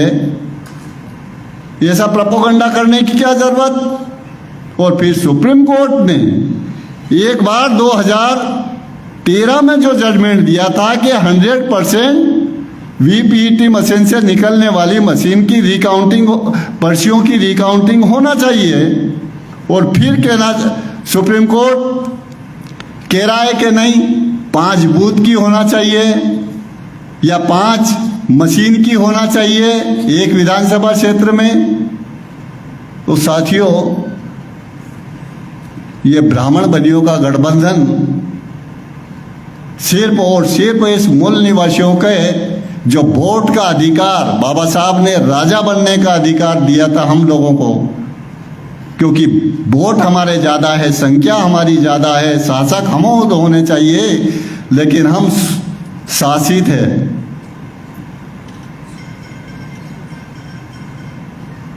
ये हमारा और उसके बाद हमारे विभिन्न डॉक्यूमेंट है, सरकारी डॉक्यूमेंट होते हैं। क्या वीपीटी मशीन से निकलने वाली पर्ची सरकारी डॉक्यूमेंट नहीं है? जब उनका संधारण किया जा सकता है, अन्य दस्तावेजों का संधारण किया जा सकता है, जमीन के, मकान के या अन्य हमारे सरकारी डॉक्यूमेंट, नौकरी के, वो सभी डॉक्यूमेंट संधारित किए जाते थे वर्षों तक। 5 साल के अंदर ही इनको जला दिया, खत्म कर दिया, नष्ट कर दिया। वो जानते हैं कि वामन मेश्राम जैसा पागल व्यक्ति इसके लिए भी रिकाउंटिंग के लिए सुप्रीम कोर्ट जा सकता है, इसलिए उन्होंने पहले से नष्ट कर दिया। तो कुल मिलाकर के ये हमारा लोकतंत्र या संसदीय प्रणाली को उन्होंने खत्म कर दिया। भारत में लोकतंत्र नहीं है, ब्राह्मण तंत्र स्थापित हो चुका है। हमारे लोग संविधान को बचाने की बात कर रहे हैं। संविधान रखा हुआ है यहाँ टेबल के ऊपर, सिर्फ पुस्तक है। इस संविधान में हम लोगों को तमाम प्रकार के जो संविधान की प्रस्तावना आज पढ़ी गई, समता, स्वतंत्रता, समान अवसर, धार्मिक स्वतंत्रता, ये तमाम न्याय, विचार अभिव्यक्ति जो सब कुछ किया था, कुछ भी लागू नहीं है। थोड़े बहुत लोग हमारे समाज में ये जो पढ़ लिख करके तैयार हो गए हैं, या आज ये जितने भी ये पांडाल में बैठे हुए, मंच पे बैठे हुए अधिकारी बैठे हुए, ये सब संविधान की बदौलत, किसी देवी शक्ति के चमत्कार की जरूरत के कारण नहीं हुआ।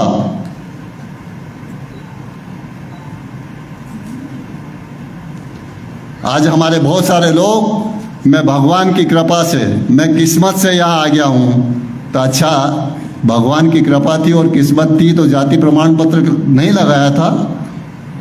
शिक्षा में जाति का प्रमाण पत्र, नौकरी में जाति का प्रमाण पत्र, राजनीति में जाति का प्रमाण पत्र लगाया कि नहीं लगाया? अरे भगवान की कृपा से, अब भगवान की कृपा अगर आप पे हुई तो पिताजी दादाजी पे क्यों नहीं हुई? तो ये बहुत सारे हमारे जो लोग हैं जो ब्राह्मणों के जाल में फंसे हुए हैं, पाखंड और अंधविश्वास में डूबे हुए हैं,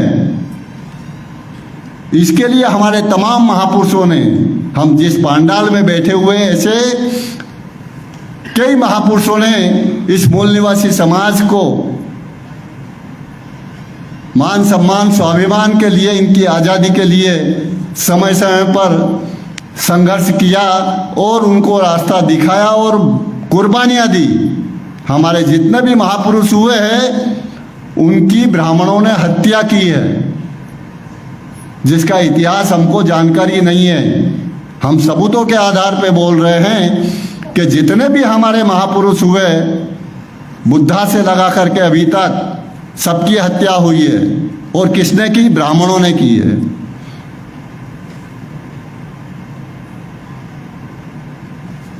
वो साथियों, ये जो हमारा नौटंकी तंत्र चल रहा है, ये ब्राह्मण तंत्र लोकतंत्र नहीं है, नौटंकी तंत्र है।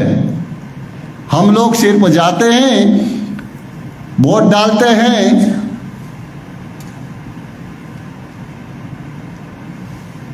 अरे राजा बनने का अधिकार दिया था, हम राजा बनाने में लगे हुए हैं। इस बार तो हमारे वो है, और सभी पुनः के माध्यम से हमारे समाज में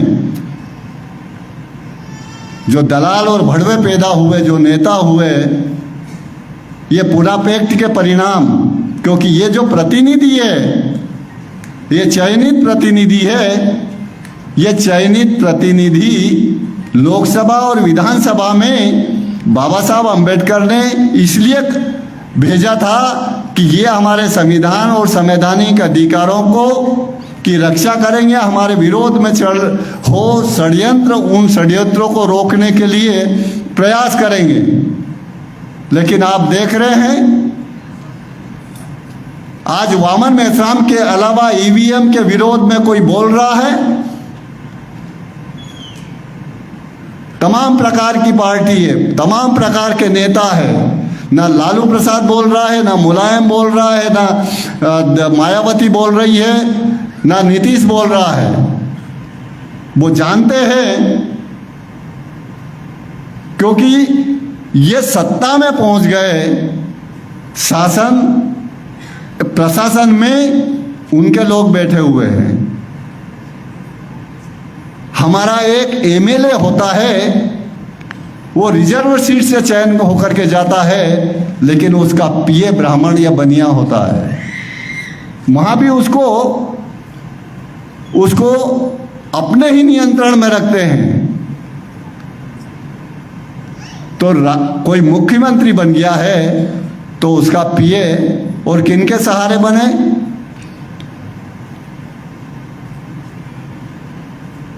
उदाहरण देना चाहूंगा मैं। बुद्धा ने एक नारा दिया था, बहुजन हिताय बहुजन सुखाय। कौन? हम बहुजन। कौन बहुजन? एससी, एसटी, ओबीसी और इनसे धर्म परिवर्तित। क्यों किया इन्होंने धर्म परिवर्तन? सिख, ईसाई, बुद्धिस्ट, लिंगायत, जैन, ये तमाम प्रकार के हम एससी, एसटी, ओबीसी से धर्म परिवर्तित लोग हैं। क्यों किया धर्म परिवर्तन इन्होंने? ब्राह्मणों की ऊंच नीच गैर बराबरी की व्यवस्था से अपमानित और प्रताड़ित होकर के इन्होंने अपनी पहचान खत्म की है। मर्जी से पहचान नहीं की। मैं आदिवासी हूं। अब विचार करिए, हम आदिवासी जंगलों में क्यों पहुंचे, कैसे पहुंचे?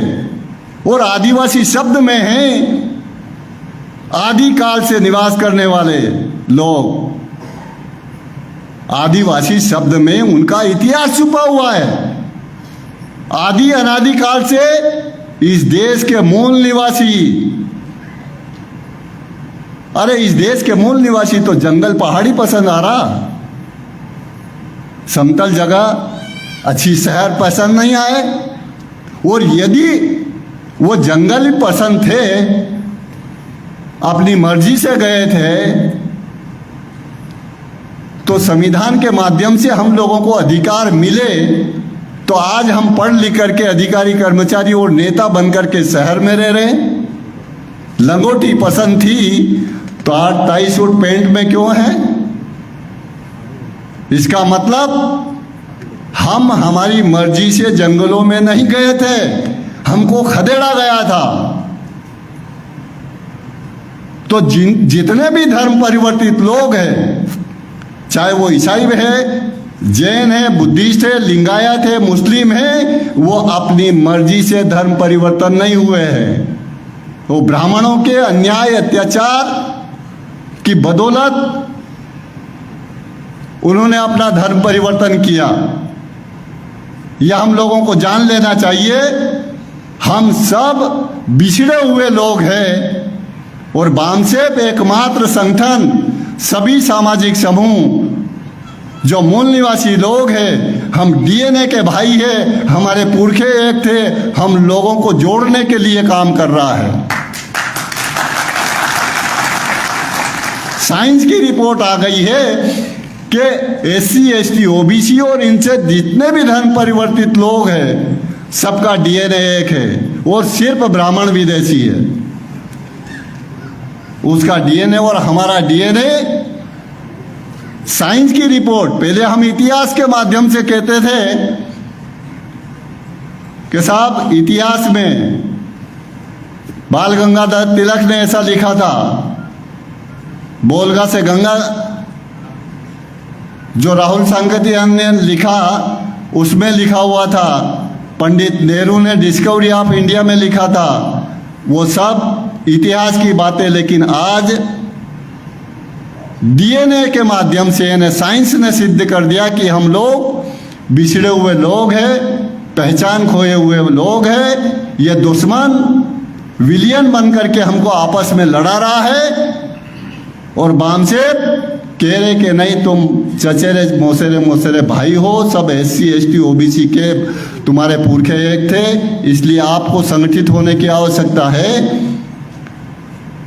उसी दिशा में हम लोग ये प्रबोधन और जागरण के काम निरंतर करते हैं और सभी सामाजिक समूह के लोगों को इस मूवमेंट के साथ में जोड़ने का हम निरंतर प्रयास कर रहे हैं। आज जितनी बड़ी ताकत हमारी हो चुकी है, उस ताकत के बारे में आप लोगों को, बहुत सारे लोगों को जानकारी नहीं होगी। आरएसएस से भी ज्यादा केडर बेस और ताकतवर संगठन है बामसेब। उनके पास मीडिया है, उनके पास साधन संसाधन है, उनके पास वो है, लेकिन हमारे पास इतने साधन नहीं है। बाकी पूरे देश में आज 31 राज्यों में 567 जिलों में हमारा नेटवर्क खड़ा है। कई उतार चढ़ाव आते हैं। कोरोना की वजह से हमारे 2 साल खराब हुए, उसके बाद भी हमारा जो दुश्मन है कई दलाल भी पैदा करता है। और कैसे ऐसे ऐसे सौदे करते हैं। आप लोगों को एक रामायण का उदाहरण देना चाहूँगा मैं, कि रावण के जिंदा रहते हुए विभीषण का राज तिलक कर दिया। ये कहानी है। रावण के जिंदा रहते हुए विभीषण को लंका का राजा घोषित कर दिया राम ने। छोटा मोटा सौदा था। साम दाम दंड भेद।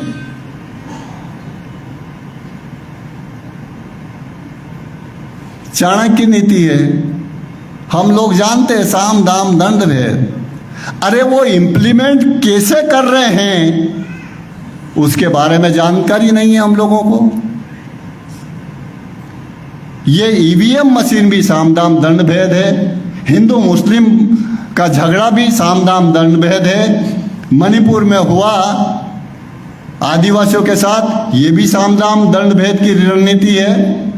आज तमाम प्रकार के लोगों को, आप हरियाणा की आपको जानकारी होगी, हरियाणा में जाटों के साथ क्या किया उन्होंने, और अभी राजपूत जो क्षत्रिय मूल निवासी संघ हमारे साथ में मिलकर के काम कर रहे हैं, वो भी जाग गए हैं, जिसको हम राजपूत कहते हैं।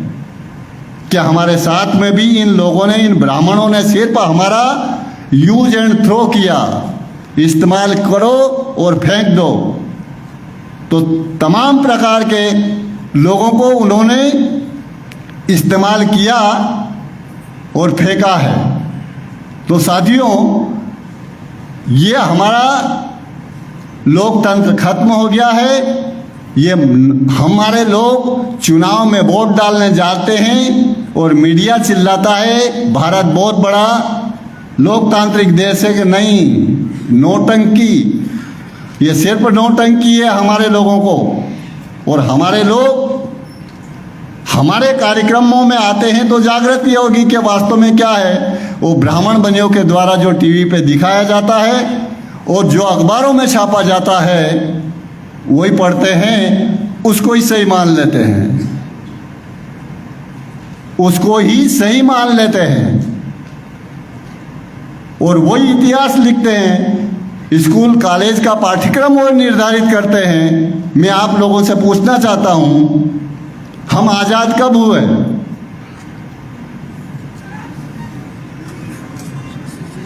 जोर से बोलिए। 15 अगस्त 1947, क्योंकि यही पढ़ाया हमको कि हम आजाद 15 अगस्त 1947 को आजाद हुए। गलत है।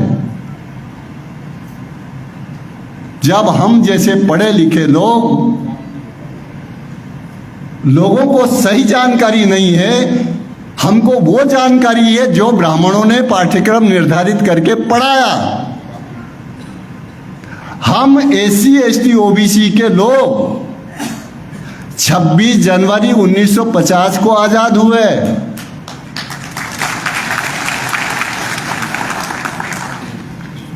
छब्बीस जनवरी 1950 से पहले आज मैं ये माइक पे बोल रहा हूं, बोलने की भी आजादी नहीं थी। ये संविधान रखा हुआ है, पढ़ लीजिए आर्टिकल 19। अगर हमको बोलने की आजादी होती तो आर्टिकल 19 रखने की जरूरत थी। मलेरिया अगर नहीं होता, कुनैन की आवश्यकता थी।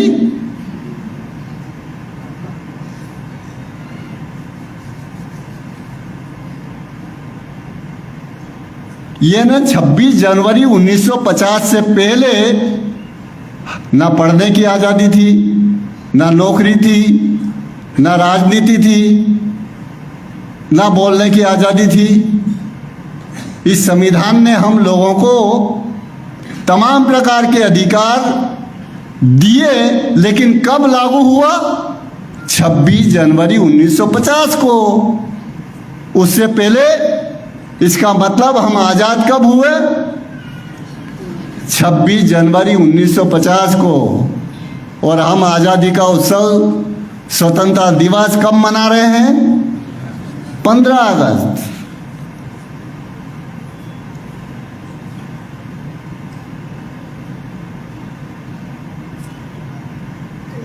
जो हमको जानकारी ब्राह्मण पाठ्यक्रम निर्धारित करके बताता है वो ज्ञान है हमारे पास, और हम ब्राह्मणों के अलावा किसी को भी बुद्धिमान समझते ही नहीं है। चाहे हमारे समाज में बुद्ध, कबीर, रविदास, संत शिरोमणि घासीदास या बाबा साहब अम्बेडकर, फूले, पेरियार, तमाम प्रकार के महापुरुष, उनके बारे में नहीं। चतुर्वेदी, त्रिवेदी, व्यास, उपाध्याय, यही बुद्धिमान लोग हैं। 18 महीने में पैदा हुआ किया वो। विचार करें, उनकी पैदाइश में और हमारी पैदाइश में कोई फर्क है? उनके शारीरिक अंगों में, हमारे शारीरिक अंगों में कोई फर्क है क्या? मलेरिया का मच्छर उनमें और हम में फर्क करता है? या बिजली का करंट बहुत बड़ा शंकराचार्य है, नंगा वायर पकड़ ले और हम पकड़ लें, क्योंकि वो तो बहुत बड़ा मठाधीश है, वो पक्षपात करता है। असली में वो धर्मनिरपेक्ष लोग हैं। मलेरिया का मच्छर भी धर्मनिरपेक्ष है। बिजली का वायर भी धर्मनिरपेक्ष है। ये तो पाखंडी धर्मनिरपेक्ष है। तो साथियों, ये लोकतंत्र नहीं बचा है।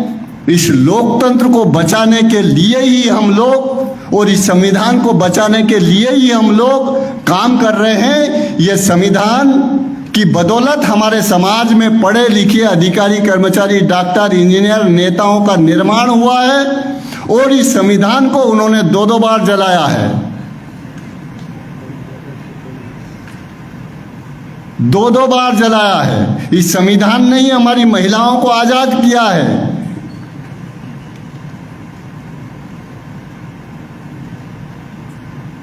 तो इस संविधान की रक्षा करने के लिए ये अभियान चल रहा है और शासनकर्ता जमात बनाने के लिए हमारे महापुरुषों ने जो सपना देखा था, बाबा साहब ने कहा था कि मेरी जय जयकार करने की बजाय मेरे अधूरे कार्य को पूरा करने के लिए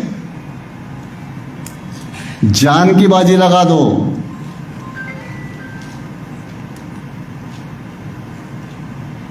जयंतियां मना रहे हैं, बिरसा मुंडा जयंती, उस संत की जयंती, बाबा साहब की जयंती, तमाम महापुरुषों की जयंती, और तमाम महापुरुषों को उन्होंने जाति के नाम पे कर दिया। हाँ, ये उस जाति के थे, बस उस जाति के लोग चंदा करेंगे समाज से करोड़ों रुपए, लाखों रुपए पूरे देश में, डीजे करेंगे, नाचेंगे, गाएंगे, जय जयकार करेंगे, दूसरे दिन फिर भूल जाएंगे। इसलिए हमको पढ़ा लिखा करके अधिकारी, कर्मचारी और लायक बनाया था बाबा साहब अम्बेडकर ने। क्या हम लोग ये काम करेंगे, सिर्फ जय जयकार करेंगे? लेकिन उन महापुरुषों ने जिस व्यवस्था को बदलने के लिए अपनी जान की बाजी लगाई, अपनी सब कुछ कुर्बानियां दी है, उसके बारे में विचार करेंगे। उनकी कोई समस्या थी? तो साथियों, ये संसदीय प्रणाली खत्म हो चुकी है। उनका नया संविधान बन चुका है, उनका नया संसद भवन बन चुका है। वो किस गति से काम कर रहे हैं, ये आपको सोशल मीडिया से दिखाई देता होगा। वो सामूहिक नरसंहार करने के लिए, सामूहिक अत्याचार करने किससे भी पीछे नहीं हटते हैं। आपका छत्तीसगढ़ नक्सलवाद के नाम पे आदिवासियों को कब से मारा जा रहा है? जो समस्याएं गुलाम भारत में नहीं थी, वो आजाद भारत में निर्माण हो गई। अगला विषय है साथियों, ओबीसी अगर हिंदू है, तथाकथित 3.5%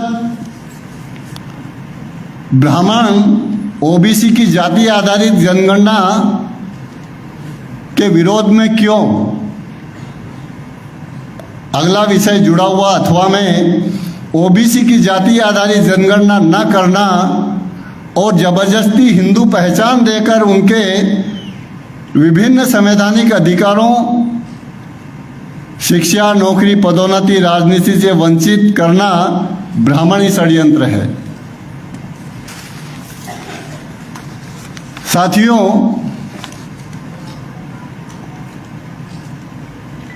संविधान में बाबा साहब अम्बेडकर ने सबसे पहले ओबीसी को अधिकार दिए। आर्टिकल 340 सबसे पहले बना, फिर वो ओबीसी के लिए, 341 एससी के लिए और 342 एसटी के लिए। इसका मतलब 340 पहले बना, इसका मतलब बाबा साहब अम्बेडकर ने ओबीसी को सबसे पहले अधिकार दिए।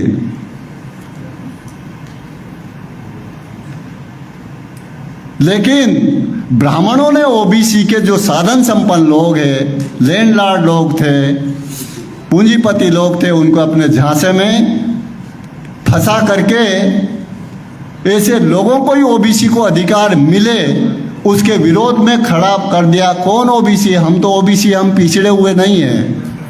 उदाहरण के लिए सरदार पटेल, ऐसे लोगों को आगे करके उन्होंने उसका विरोध करवाया।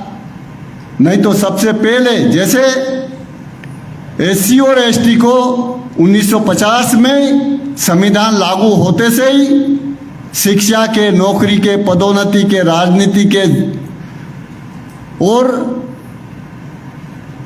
तमाम व्यापार व्यवसाय इसके अधिकार का प्रावधान किया गया। लेकिन शिक्षा का मिला, नौकरी का मिला, पदोन्नति का मिला, राजनीति का मिला, अन्य चीज़ों का नहीं मिला। जबकि संविधान कहता है जिसकी जितनी संख्या भारी उसकी उतनी हिस्सेदारी, काय में हिस्सेदारी। शिक्षा, नौकरी, पदोन्नति, राजनीति, न्यायालय, व्यापार, व्यवसाय, जमीन, जायदाद, पूंजी, सब में उसकी हिस्सेदारी उतनी होना चाहिए उसकी संख्या के अनुपात में। हम लोग कहते हैं आरक्षण सिर्फ नौकरी मिल गई, शिक्षा में आरक्षण मिल गया, राजनीति में आरक्षण नहीं। एवरी ये हिस्सेदारी का मामला है, संविधान ये कहता है। और यही हिस्सेदारी ओबीसी को सबसे पहले बाबा साहब अम्बेडकर ने आर्टिकल 340 लिख करके देना चाहा था, लेकिन ब्राह्मणों ने ओबीसी के कुछ साधन संपन्न लोगों को गुमराह करके, मिसगाइड करके आज भी भ्रमित करता है वो इस तरीके से उन लोगों को। तो उन्होंने उसको उलझा दिया, तो कहा कि नहीं, आयोग बनना चाहिए, ओबीसी कौन है उसका पता करेगा, पिछड़ा हुआ कौन है उसका पता करेगा। केलकर आयोग बनाया,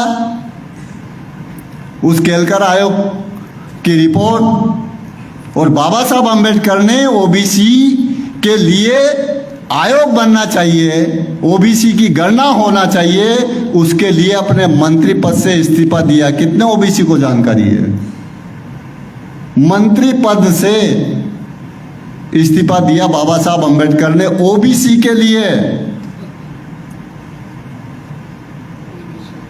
ओबीसी के लोग समझते हैं बाबा साहब अम्बेडकर तो अछूत थे, महार थे, हमारा नेता है नहीं।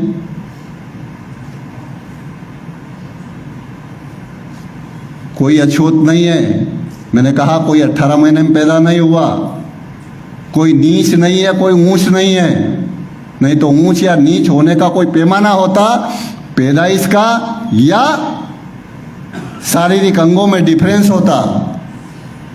ये तो ब्राह्मणों ने हमको ऊंच नीच घोषित करके हमको विभाजित किया और क्रमिक असमानता बनाई है। हम सब इंसान हैं, सब 9 महीने में पैदा हुए हैं। किसी भी गुब्बारे में SC, ST, OBC, minority, helium gas भर दो, उड़ेगा। उदाहरण मैं इसलिए दे रहा हूं साइंस का, ताकि हमारे दिमाग में अरे मैं तो अछूत हूं, अरे मैं तो आदिवासी हूं, मैं ये कर नहीं सकता हूं, मैं तो नालायक हूं, मैं तो गधा हूं। ये दिमाग से कचरा निकाल दीजिए। कचरा ब्राह्मणों ने भरा है हम लोगों के।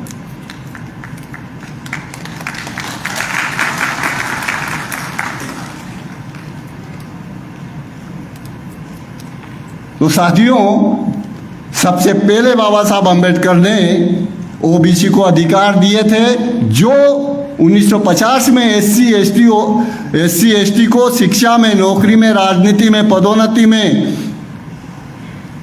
उनको हिस्सेदारी मिल रही है। जितनी भी मिली है पूरी नहीं मिली है, राजनीति में पूरी है। राजनीति में अभी तक कोई बैकलॉग सुना आप लोगों ने? 6 महीने में पद भर जाता है।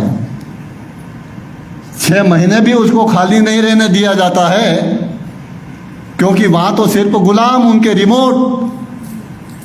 एससी एसटी के लिए रिजर्व सीट है, कि ये एससी का पद है, ये एसटी का पद, ये सीट है, लेकिन जिस तरीके से हमारी विभिन्न परीक्षाएं यूपीएससी, पीएससी वगैरह में हम मेरिट बनाते हैं, सबसे वहाँ मेरिट बनती है, सबसे ज़्यादा गुलाम, सुपर क्वालिटी का गुलाम कौन है? जो हमारे रिमोट पे चलेगा, उसको वो सांसद और विधायक का टिकट देते हैं और उसको नेता चुनते हैं। इसलिए हमारा सत्यानाश हुआ है, इसलिए आज ये वर्तमान में देश में परिस्थितियां निर्माण हुई है।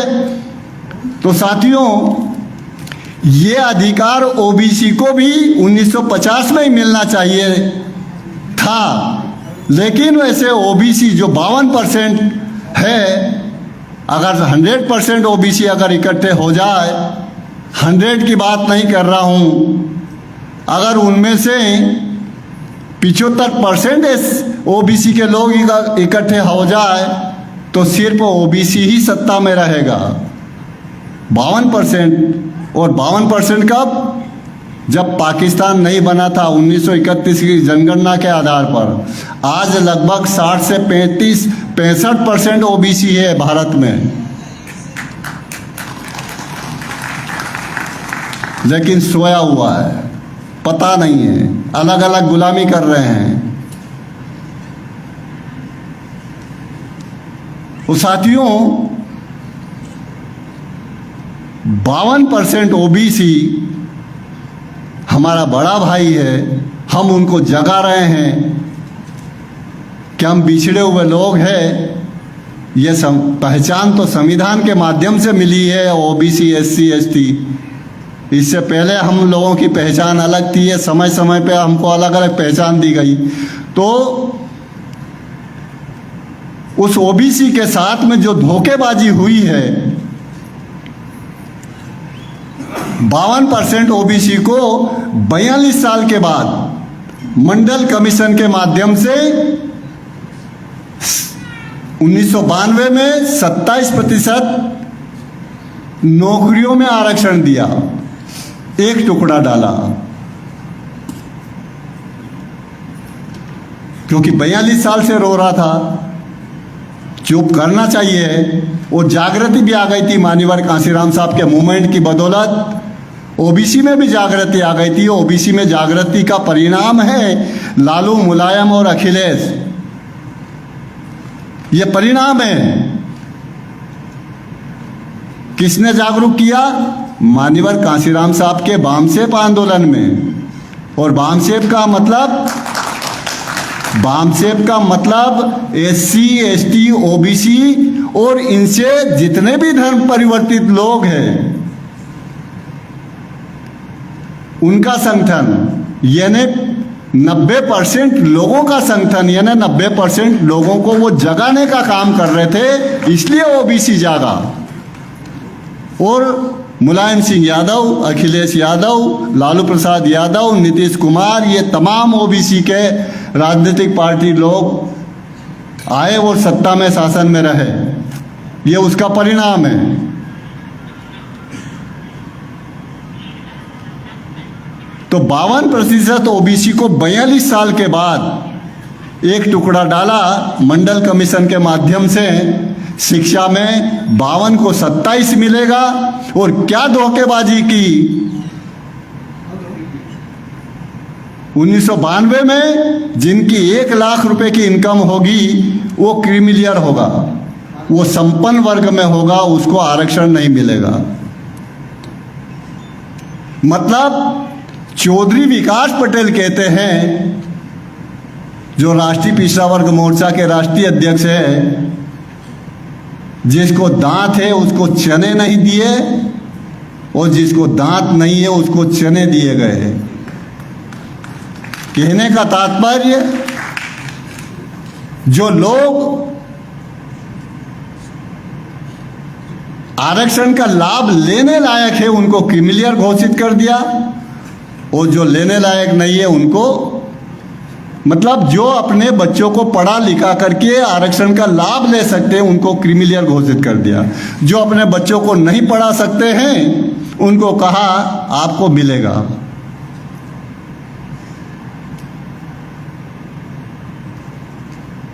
तो मैंने एक शब्द कहा था आपको, 42 साल से रो रहा था, अरे SC ST के लोगों ने को नौकरियां मिल गई, इनको आरक्षण मिल रहा है, इनको ये कर रहा है, ये है सरकार के दामाद है, ये है। उस OBC को 1992 में सिर्फ झुंझुना, ये बच्चा अगर रोता है उसको झुंझुना अगर बजा दो, मैं मध्य प्रदेश का रहने वाला हूँ, वो झुंझुना बजा दो, उस झुंझुने से उस बच्चे को कोई फायदा होता है या सिर्फ उसका ध्यान डाइवर्ट होता है? उस बच्चे का सिर्फ ध्यान डाइवर्ट होता है कि 42 साल से ये रो रहे थे OBC के लोग, उन झुंझुना बजा दिया। यानी जो आरक्षण का लाभ ले सकता है उसको नहीं मिलेगा, जो नहीं ले सकता है उसको मिलेगा। फिर अगली धोखेबाजी,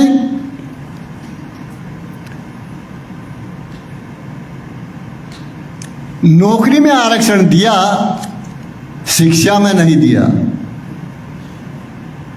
SC ST के लिए, अरे ये बच्चे SC ST के लोग साधनहीन है, आर्थिक रूप से कमजोर है, गरीब है, इनको हॉस्टल बनाओ, हॉस्टल में खाना दो, रहने के लिए रखो, वहाँ पढ़ाई करेंगे, वहाँ से पढ़ लिख करके आगे बढ़ेंगे। ऐसी व्यवस्था OBC के लिए नहीं की, क्योंकि जब तक पढ़ेंगे नहीं तो आरक्षण का लाभ कैसे मिलेगा? शिक्षा में आरक्षण, अर्जुन सिंह मंडल कमीशन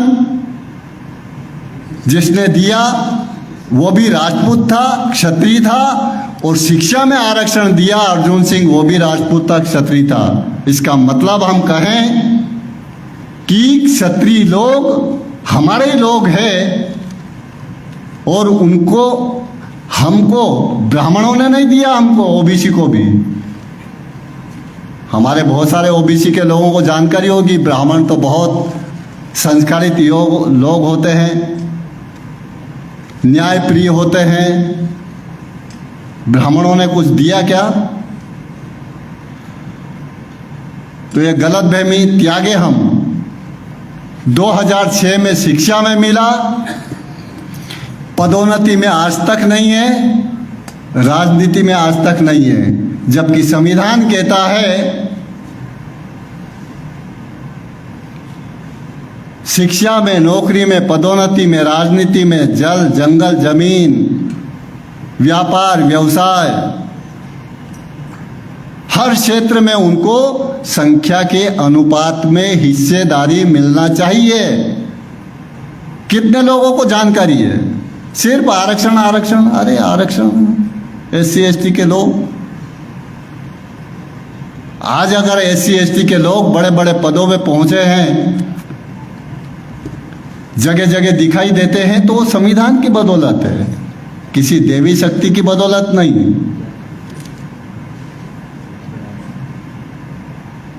तो ये OBC के बारे में जो मुद्दे रखे गए हैं,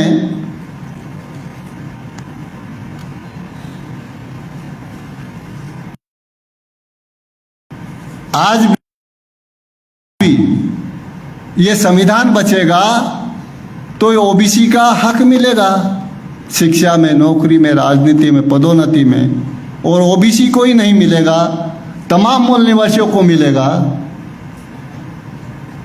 तो संविधान बचना चाहिए, क्या मनुस्मृति आना चाहिए? आपके हाथ में है। वो तो निरंतर भारत को हिंदू राष्ट्र बनाने में लगे हुए हैं। हिंदू राष्ट्र का मतलब ब्राह्मण राष्ट्र, ये पर्यायवाची शब्द है। आज हम लोग कहते हैं हिंदू धर्म, हिंदू नाम का कोई धर्म नहीं है, हिंदू नाम का कोई धर्म नहीं है। ये ब्राह्मणी धर्म है जिसको हिंदू कहा जा रहा है। हिंदू नाम का धर्म अगर होता तो ब्राह्मणों के शास्त्रों में, वेद, पुराण, गीता, रामायण में कहीं ना कहीं हिंदू शब्द आता।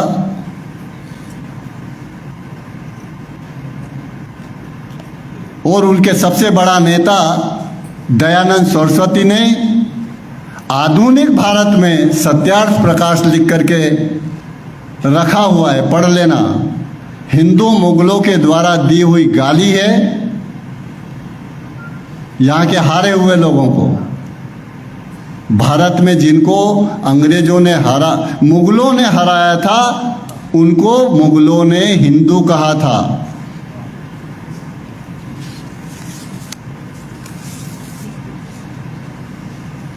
वो साथियों,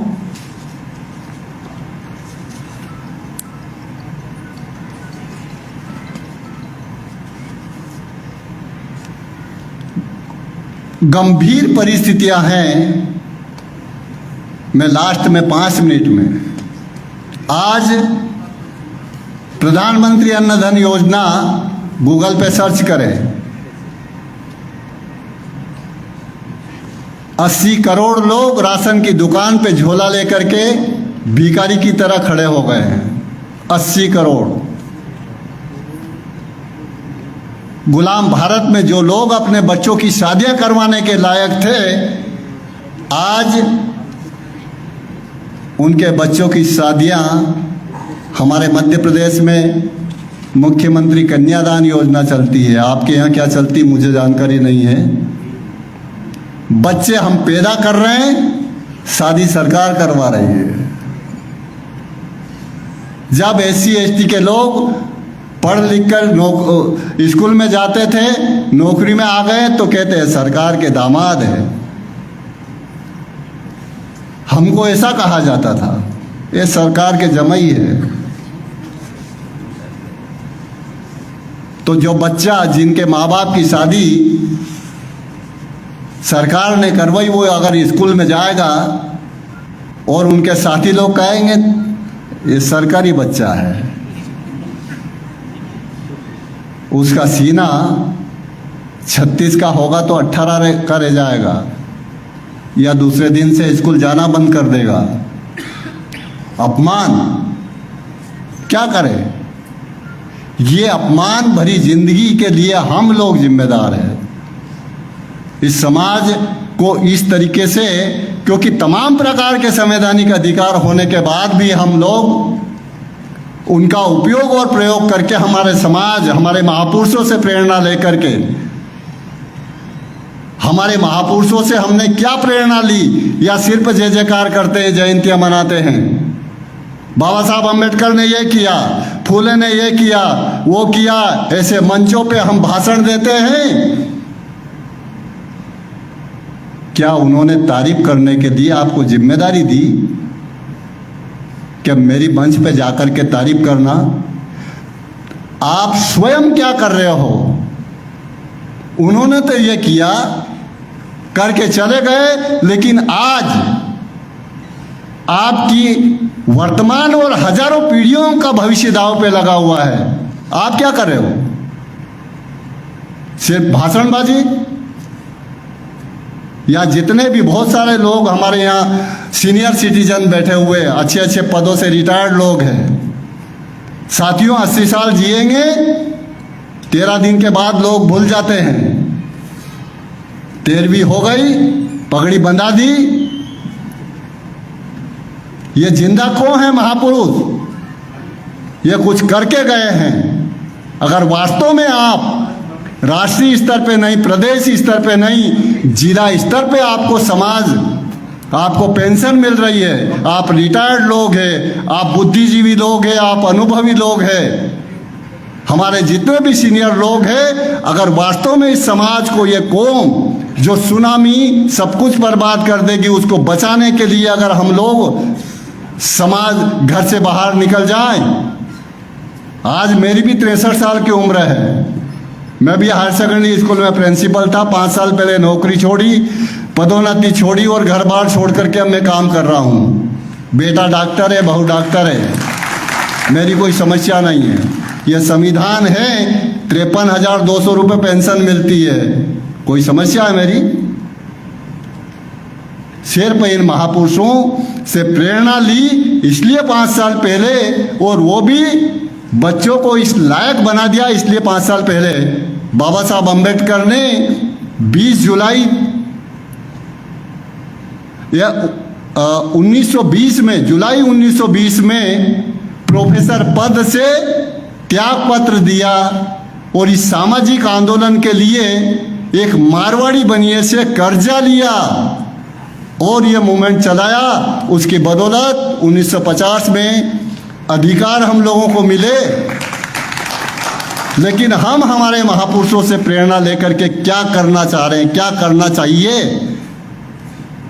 क्या हमको प्लानिंग बनाना चाहिए कि मैं इस सामाजिक मूवमेंट के बारे में कम से कम जो जानकारी होना चाहिए वो जानकारी वीडियो के माध्यम से, साहित्य के माध्यम से अर्जित करूं। सभी सामाजिक समूह के बारे में कुछ कुछ जानकारी होना चाहिए। अगर मैं ओबीसी को जोड़ना चाहता हूं और आदिवासियों की जानकारी दूंगा तो ओबीसी जुड़ेगा आपके साथ। तो जिस सामाजिक समूह यानी बामसेप या बामसेप के तमाम आपसूट संगठन के कार्यकर्ता को एससी के बारे में, एसटी के बारे में, ओबीसी के बारे में, माइनॉरिटी के बारे में जानकारी होना चाहिए। उनके साथ धोखेबाजी हुई उसके बारे में थोड़ी थोड़ी जानकारी होना चाहिए, तब जाकर के आप उनको अपने साथ में जोड़ सकते हैं। तो साथियों, समय कम है, चिट्ठी आ गई है। मैं लास्ट में आप लोगों से, जितने भी यहाँ बुद्धिजीवी लोग हैं, दूसरे सत्र में भी बहुत गहन बिंदुओं पर चर्चा होना है। यूसीसी भी है और हम आदिवासियों को लड़ाने के लिए डीलिस्टिंग का मामला भी है, उस विषय पे भी चर्चा होगी। तो यहाँ के जितने भी सीनियर सिटीजन हैं, चाहे वो महिला हो या पुरुष हो,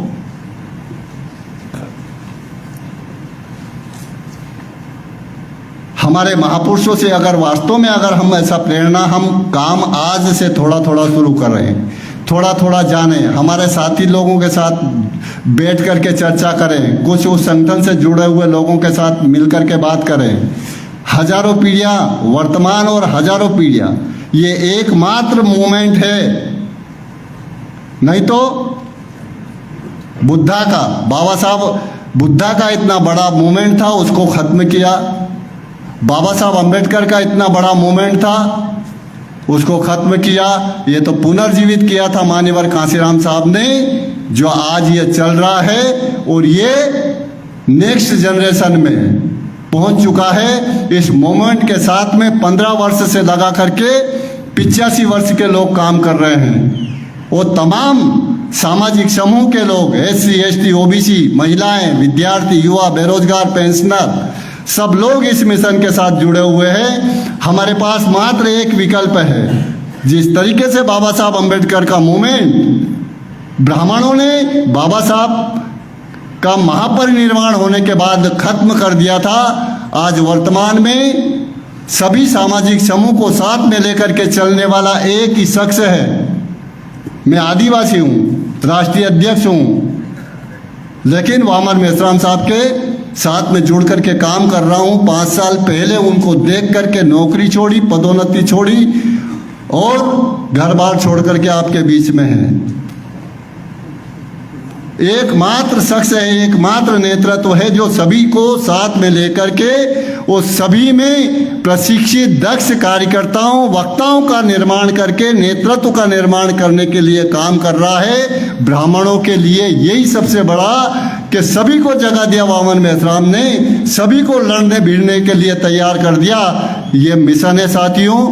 आप इस मूवमेंट को जानें, अपनी जिम्मेदारी निभाएं। आप ऐसा करेंगे, इसी आशा और उम्मीद के साथ आप लोगों ने मेरी बात ध्यान से सुनी, इसके लिए आभार। जय